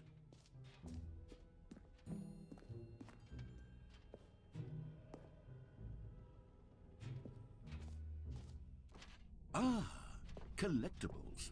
Now it's a real video game. In the Stanley Parable 2, Larry! you'll run around What's up, gathering brother? miniature Stanley figurines. What's And going on, truly man? innovative is that there will be no reward. Good to see you. for How you collecting feeling, all of bruh? them.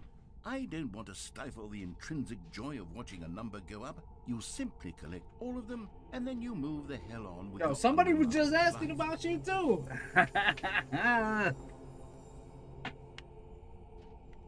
Get it. Oh! I'm playing the Stanley Parable. All about Stanley. What the fuck? God, it really is the worst when you collect It's some everything in fucking a wild video ass game, out and then there they give type you a shit. fancy reward for it. Absolutely tragic.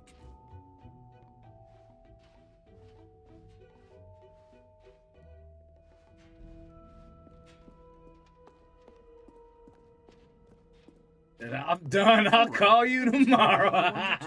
Ready to move on now?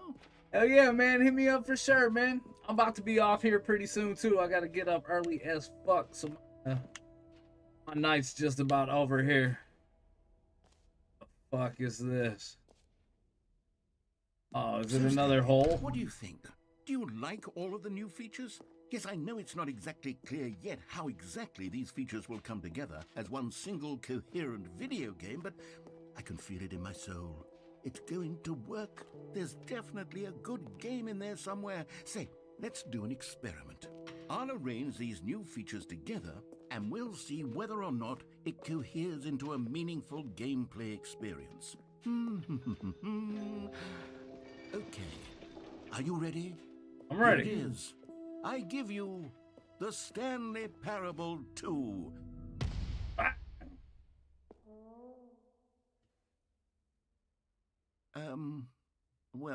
I mean, there's potential here, right? It's sort of... Okay, never mind. Hold on. Let me do a different arrangement. Okay, yes, this is much better. I feel good about this. Here we go. This is the one right here. Version 2. Way worse. Who am I kidding, Stanley? This isn't a coherent Look. video game at all. It's a lot of gags. and I do very much enjoy creating gags, but they don't add up to anything. I wanted more than anything to create a sequel that would capture all the magic of the first game. I wanted fans to love it. No matter how good these gags are, they won't stand on their own. They would need the structure and the gameplay of the original. Wait, maybe that's it. I can take the original Stanley Parable and simply, well, insert a few of my new features into it. Tastefully, of course. Well, there you go. With care for the vision and integrity of the original game. Would it possibly work? I suppose it could. But it would need a really, really tremendous title screen. A title screen that says with bold and uncompromising conviction, "This is the Stanley Parable 2. Ooh. Let me see if I can whip something up. All right, perfect. Go ahead. Take a look. The end is never the end. Never the end. What the fuck just happened here? What the fuck just...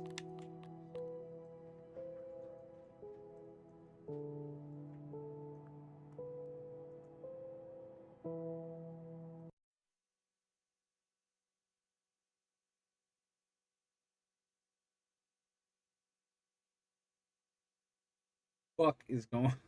This is the story of a man named Stanley. Stanley worked for a company in a big building where he was employee number 427. Employee number 427's job was simple. He sat at his desk in room 427 and he pushed buttons on a keyboard. Orders came to him through a monitor on his desk, telling him what buttons to push, how long to push them, and in what order. This is what all of his co-workers were gone. What could it mean? Fucking balloons are here, decided though. To go to the meeting room. Perhaps he had simply missed a memo. Oh, the bucket. Don't want the bucket.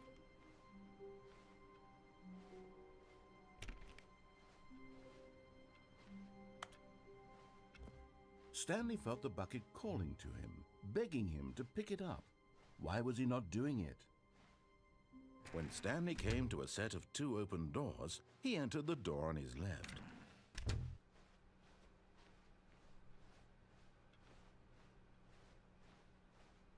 Yet there was not a single person here either.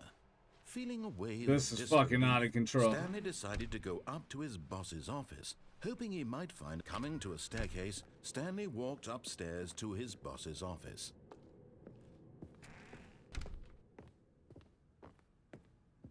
Stepping into his manager's office, Stanley was once again stunned to discover not an indication of any human life.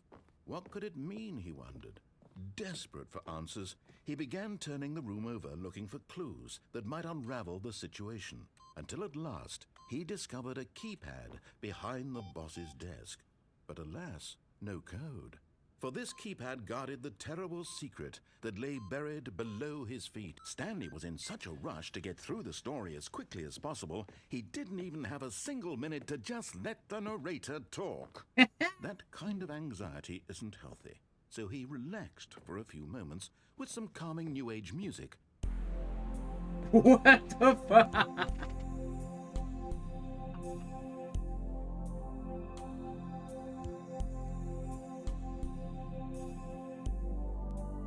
Feeling soothed and rejuvenated, Stanley calmly walked forward into the opened passageway.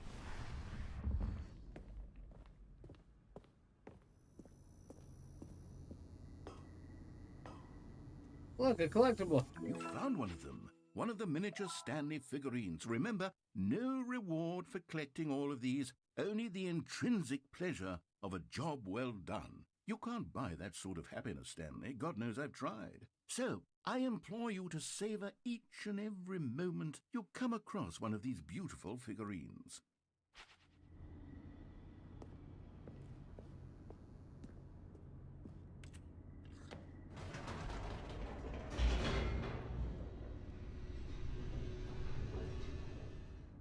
More and more out of control as we fucking go along.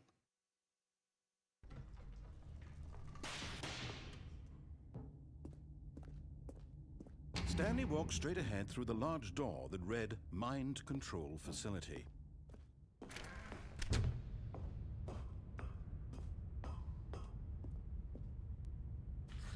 The lights rose on an enormous room packed with television screens. What horrible secret did this place hold? Stanley thought to himself.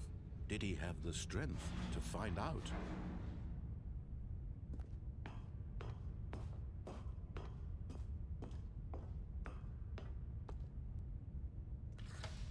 Now the monitors jumped to life, their true nature revealed. Each bore the number of an employee in the building, Stanley's co-workers. The lives of so many individuals reduced to images on a screen, and Stanley, one of them, eternally monitored in this place where freedom meant nothing.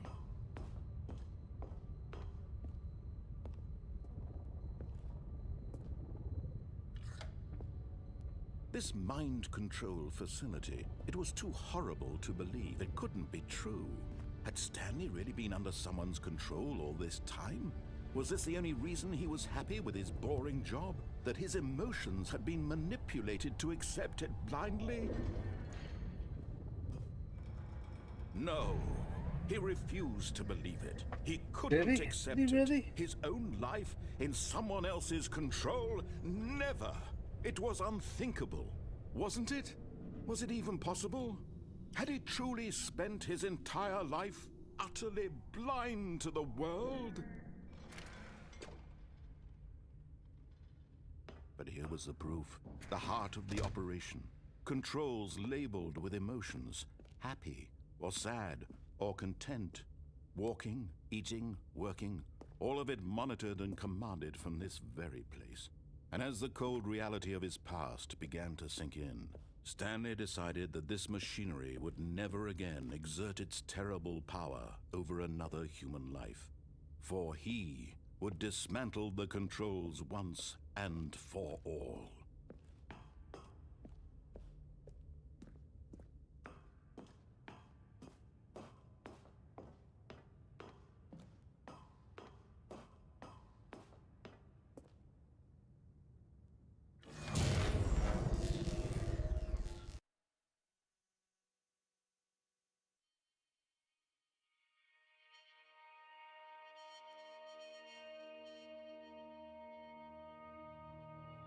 Blackness, and a rising chill of uncertainty.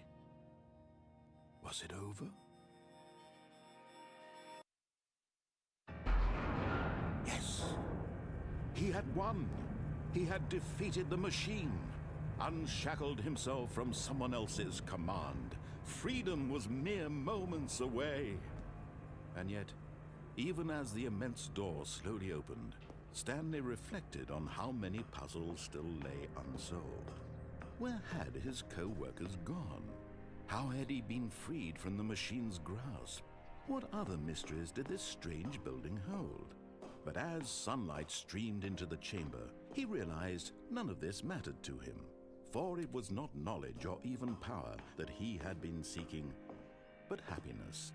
Perhaps his goal had not been to understand, but to let go. No longer would anyone tell him where to go, what to do, or how to feel. Whatever life he lives, it will be his. And that was all he needed to know. It was perhaps the only thing worth knowing. Stanley stepped through the open door.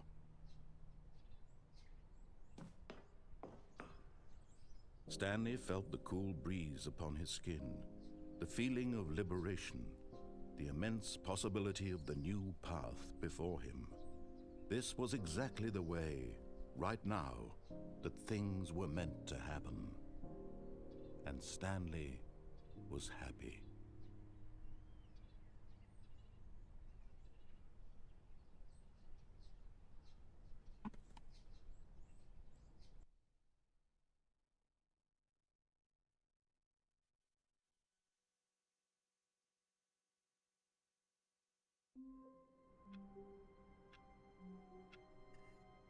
And here we are. Oh man, that's all for me tonight, gang. It's been a pleasure. Absolutely. Love y'all motherfuckers. See y'all tomorrow. Maybe afternoon for some more flight. like time, you know what I'm saying? All in all, great night. See y'all tomorrow, gang. Peace.